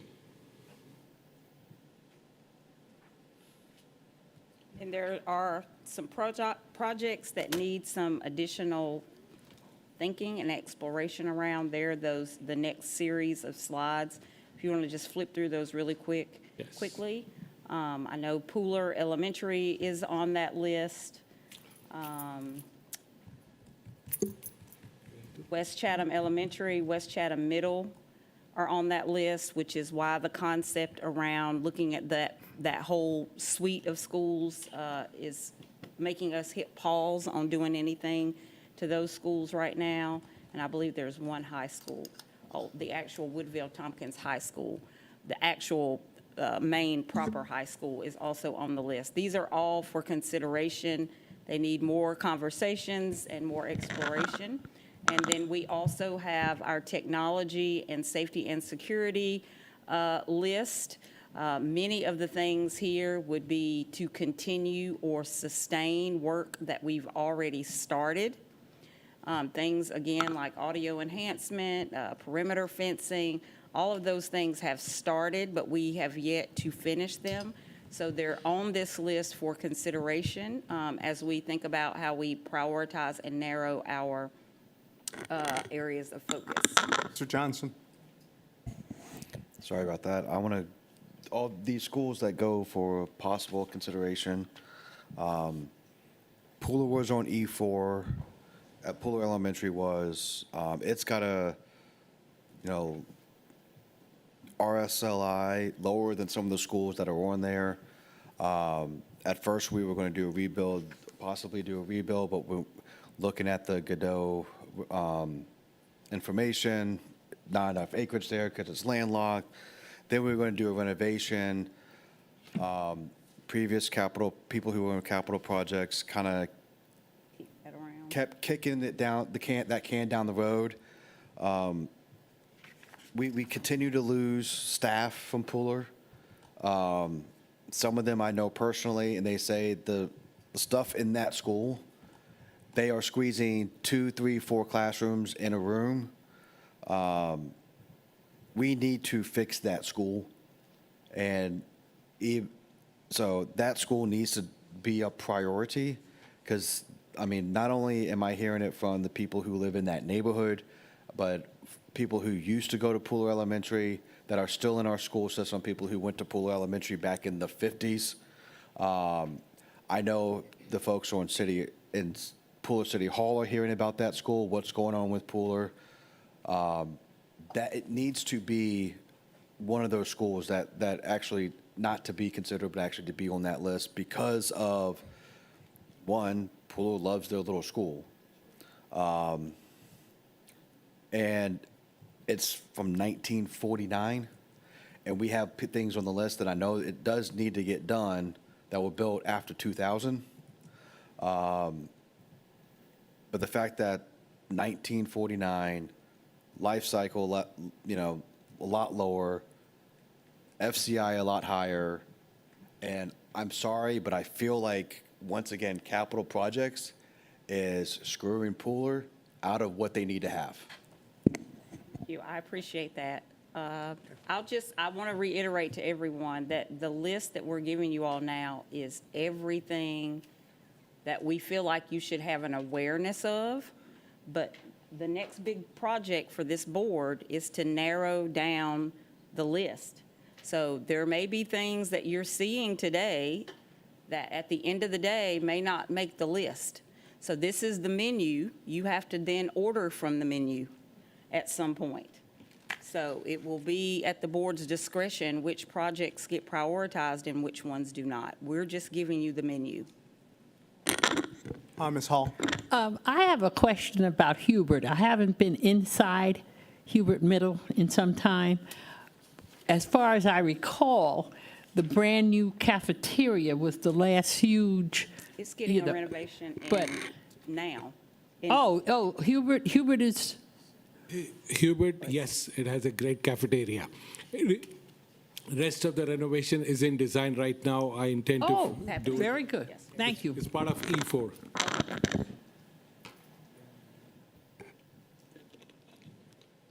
And I'll just end with this, and I'll kick it back to Ms. Davidson for the timeline moving forward. We have also invited our charter schools to participate in ESPLOST, which Georgia law allows us and encourages us to do, but there are some parameters around that. So Georgia code mandates that a local charter school can be specified in the SPLOST referendum. We have to be very specific about what allocations in the referendum go to our charter schools. We have asked each school to submit a proposal with some guidance around what the law entails, which means we have to know the cost of the project. We have to know that at the end of the day, the capital asset must be owned by the district. We've encouraged things like school buses and things like that because it's easier to demonstrate ownership by the district. And we have had 3 charter schools submit proposals: Coastal Empire, Tybee Island, and Savannah Classical. I believe on next Monday or Tuesday, we will be evaluating those proposals and providing feedback. So on the menu will be what our charter schools are also requesting. Thank you. My question was about the Johnson and Myers renovation, but in hearing what you're saying about the charter schools, have we not heard from Susie King Taylor on any requests? They did not submit a proposal. All the invitations went out to each board president, each principal. They were given a timeline for when those were to be submitted, and they did not submit one. Okay, thank you. And then looking at the schools that have more real estate around them and thinking about the workshopping that we've done around future needs, are we looking at these renovation projects as Yes. potential add-on projects for other services to take better advantage of that real estate? Absolutely. We have more work to do in terms of the programmatic pieces that align to the renovations. Okay, but even if that means that, is this the complete snapshot of the renovations that would accommodate anything happening on that site? Or are we also looking at some expansions that include adding some structure there to accommodate other uses in the same footprint? I definitely think that could be on the list of considerations, yes. Okay, thank you. And I think we would need to do that because if you think about Duran, Myers, and I believe there was one more, those are currently underutilized facilities. So we're thinking about renovating them, but at the same time, they're underutilized. So we're going to have to figure out a way, if those schools make the list, of how do we make best use of the underutilized space. If that makes sense. It does, but I'm also thinking about displaced services at 208. Like, if we're building and renovating and we have large footprints across our district, where does it make sense to put some of the services that need to be housed? That are not instructional services? It's just going to spread central office to many different facilities. I don't have a problem with that. I just need to know what the plan for central office. Sure. What the plan is for central office services. Like, we've already got IT in the basement at Savannah Arts. Yep. Is there an opportunity to do something more contemporary? Like, what is the overall plan for operations? Yes. So the Georgia Tech site could potentially be where we moved some of the technology pieces that was mentioned earlier. I don't want to belabor the conversation, and I think we have a meeting on Monday, but I hear the concept and would Okay. love to have more conversation around it. Thank you. Ms. Grabowski, then Ms. Ketchmer. Quick technical question. I did see that Massey was included on the list, so if we could get some information about what the parameters of using ESPLOST dollars on, it's an educational facility, but a non-traditional one. So would love to see it on the list. It does need some love, but just want to get some clarification. Also, just want to make a quick comment that I'm very grateful that we started this conversation first on the more academic side, and then we came in with the numbers. That's kind of a reverse of how we did this previously. So I'm happy for that.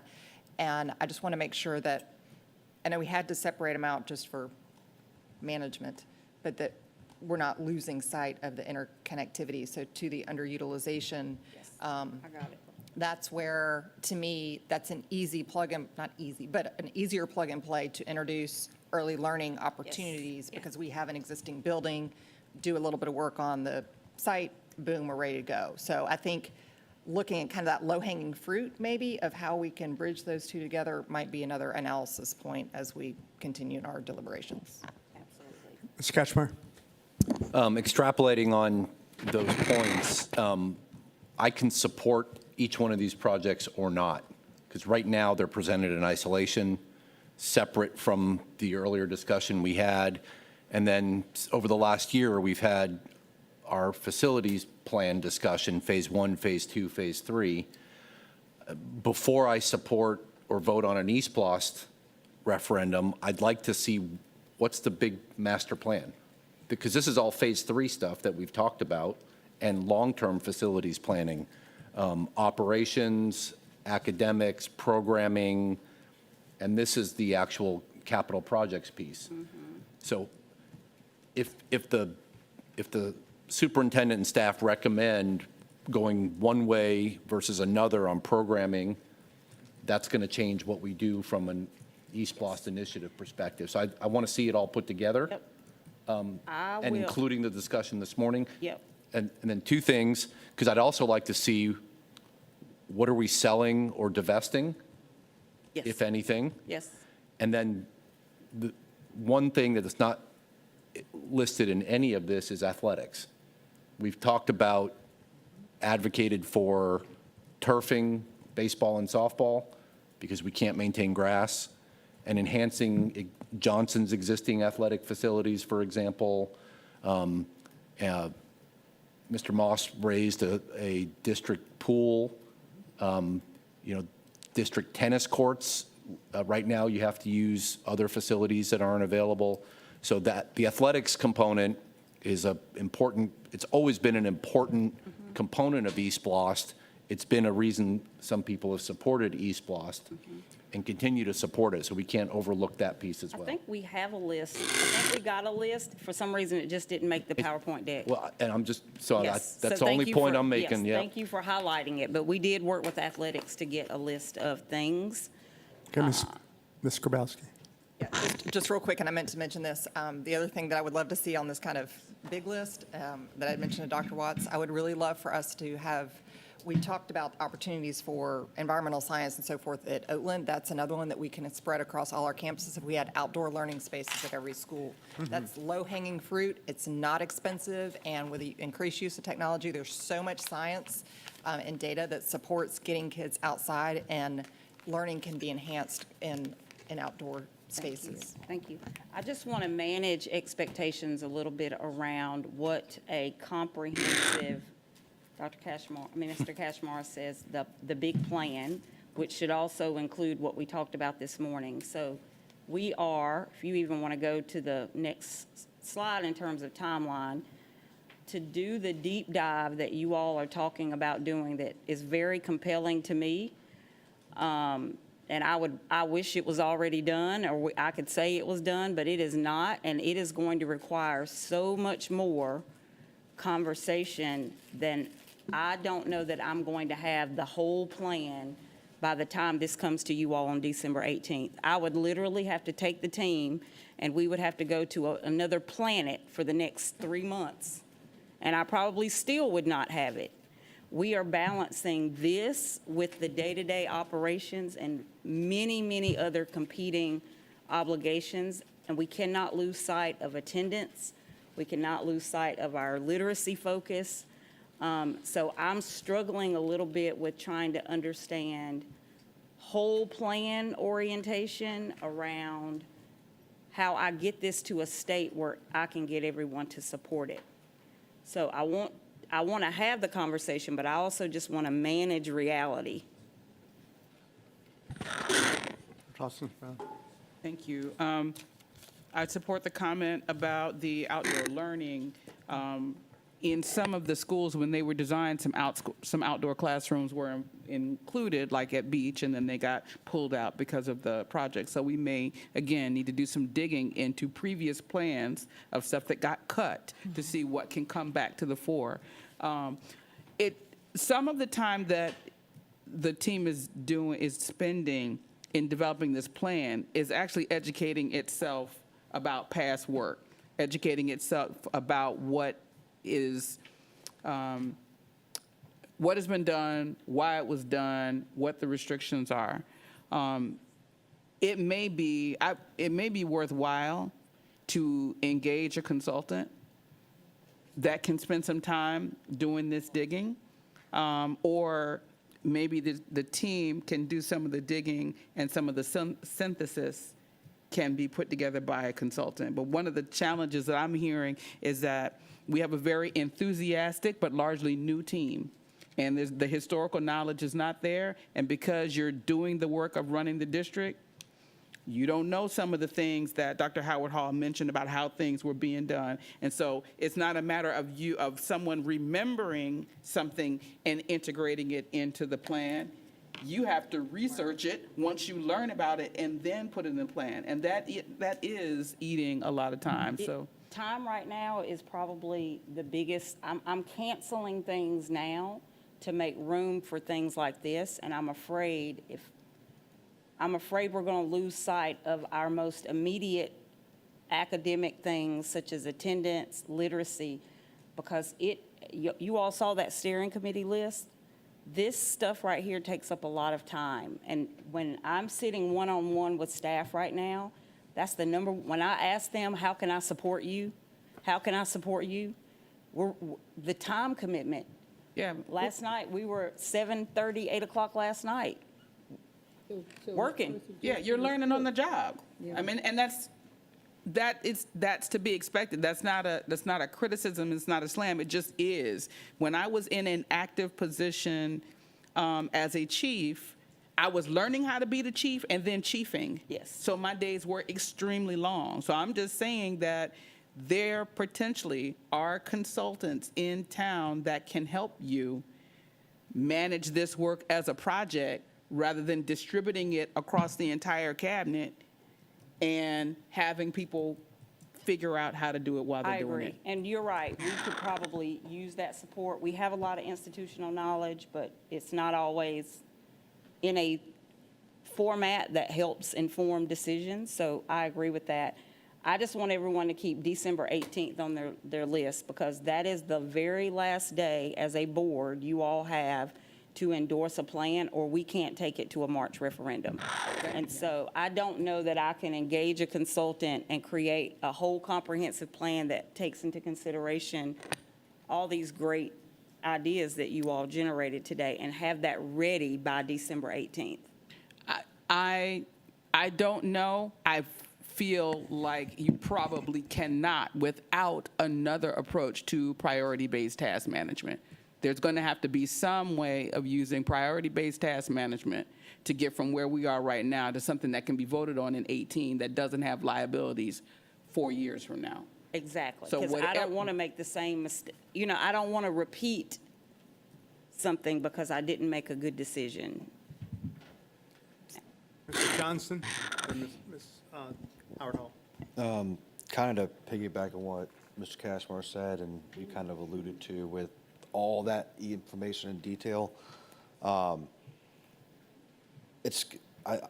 would like to see how the ESPLOST overlaps with the long-term facilities plan, which is overlapping with the programs that we are looking at moving and shifting possibly, knowing nothing's in stone.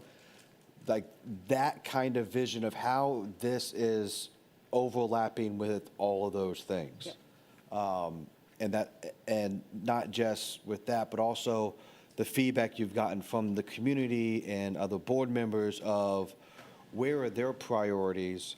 So, and I hate to use this word, so we can sell it, but also so the community can sell it themselves. Sure. Because, you know, ESPLOST has been very successful. At the same time, it's because we've given them projects that they believe in. And so if they understand why we're doing what we're doing, Then it sells itself. it sells itself. And it's also one of those things, it benefits those communities. Absolutely, that makes perfect sense. Great. Dr. Howard Hall? Do we have the adequate time and staff to really evaluate the charter schools proposals. I know you were going to look at it Monday. What does that look like as far as who is on the team to evaluate or review those proposals? It's a small cross-functional group, which would include operations, our deputy of innovation and charters fall under that umbrella now. We have a dedicated person working with them. Our legal team would be at the table. I'm at the table. But I feel very strongly that those will be vetted and out the door for feedback to our charter schools by middle of next week, and then they have a couple of weeks after that to submit a final proposal. So they actually get 2 bites at the apple. Will the charter school liaison person be a part of that Our deputy team? of performance and innovation will be at the table, and that person falls under her. Okay. All right, thank you. Scott Schmar. I appreciate the tension between, I want to see the big plan, and we've got 3 weeks, and I get it, but we've known the multi-phase approach was a long-term thing anyway. We have. So even if we're going with these 5 projects because we think we're headed towards consolidating these programs this way, that's enough. I just want to know that there's some long-term thinking, and it's not just a spot decision ad hoc on a particular location. The other balance, going back to Dr. Hoskins-Brown comments about institutional knowledge, and if you look at each ESPLOST, there's been a balance between specific projects and buckets of types of projects.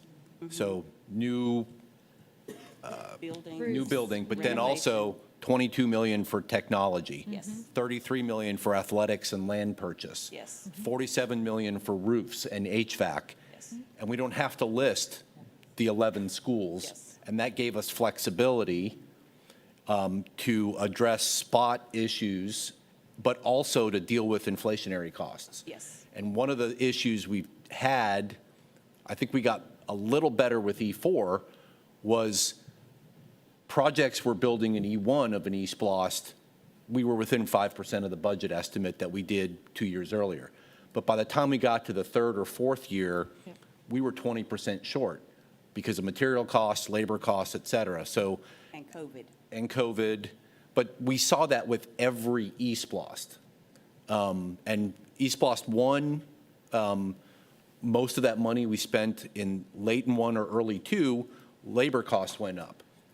ESPLOST 3 and 4, material costs went up. ESPLOST or insurance rates went up, or interest rates went up. So when we're looking at our 5-year project for ESPLOST 5, the projects that we're backloading in years 3, 4, 5, and then 6, 7, and 8, let's build in another 15 or 20% financial buffer. I'm sure Mr. Jackson has that valuation, but what we've done in the last 2 ESPLOST is defer some projects so we could pay for existing projects. And I remember this acutely because the first vote I had to make as a board member was to cancel a project in my district to add $10 million to finish another project because 3 years later, we hadn't budgeted it right. So as we're doing this holistic assessment, overestimate the budget for specific projects in particular. Absolutely. Yeah, we are trying to add in escalations to each project and contingencies should those. Yeah, and the 677 million, make it 850 million. And if we don't, because what the referendum says is you can set whatever number you want. Once you hit it, you have to stop collecting. Right. So go higher than we need to.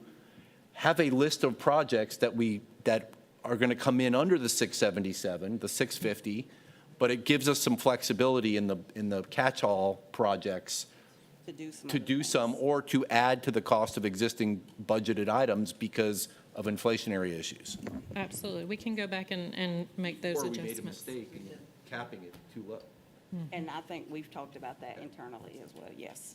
Okay, so timeline, we've already hit on a lot of these pieces, but to be able to hit the March referendum date, December 18th is our board meeting in which we are going to bring proposals or ask for a vote on that date. So we have engaged the Community already, we've got our steering committee rocking, and so by the 18th, we really are going to work with you to help refine and prioritize our project list.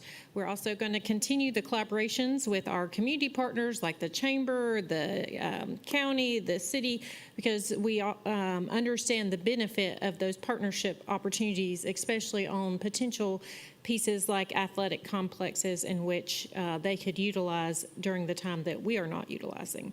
Then, in parallel, we're going to be working from November to January on that stakeholder engagement. So we understand the benefit of bringing in the voices from all, our PTA, our parents, our students, the local businesses, the community organizations. We plan to hold additional meetings with the chamber and the city and county officials to ensure we are all on the same path forward. And then in January, January 6th through January 15th is our current planned timeline for a public announcement and an awareness launch. This would be the time that we would organize that and with political potential participation, with the chamber and city representatives to really get that focus out on ESPLOST. Then January 21st through February 15th is our planned time for community engagement awareness events in schools and partnering locations. February 1st through February 20th, we would be working with different communities and civic organizations to focus in on those local businesses and neighborhoods to help promote the different projects and campaigns. And then February 21st through March 10th would be our final awareness push and some voting reminders for the city and the district. Dr. Hoskins-Brown. Thank you.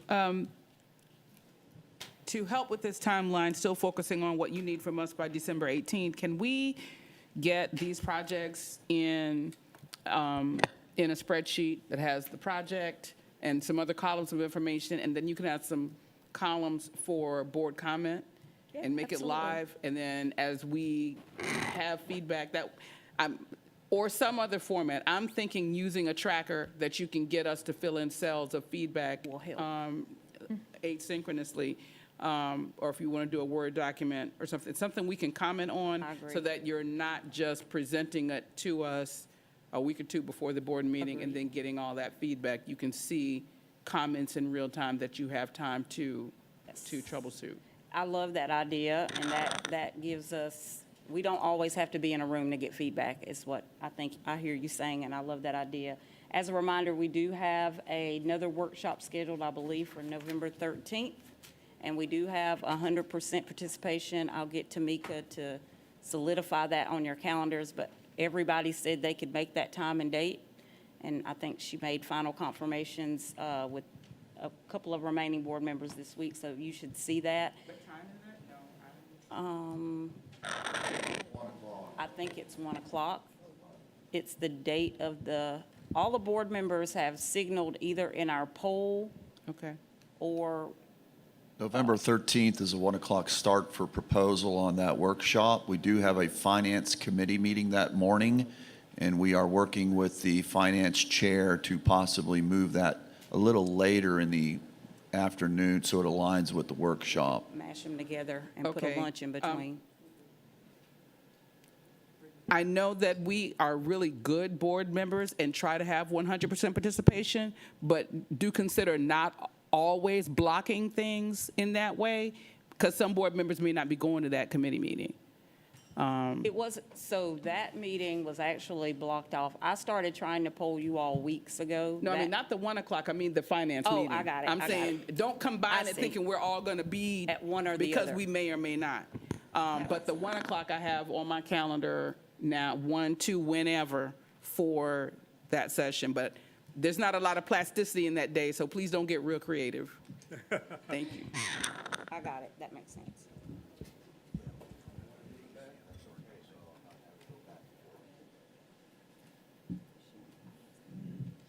I think that closes us out for today.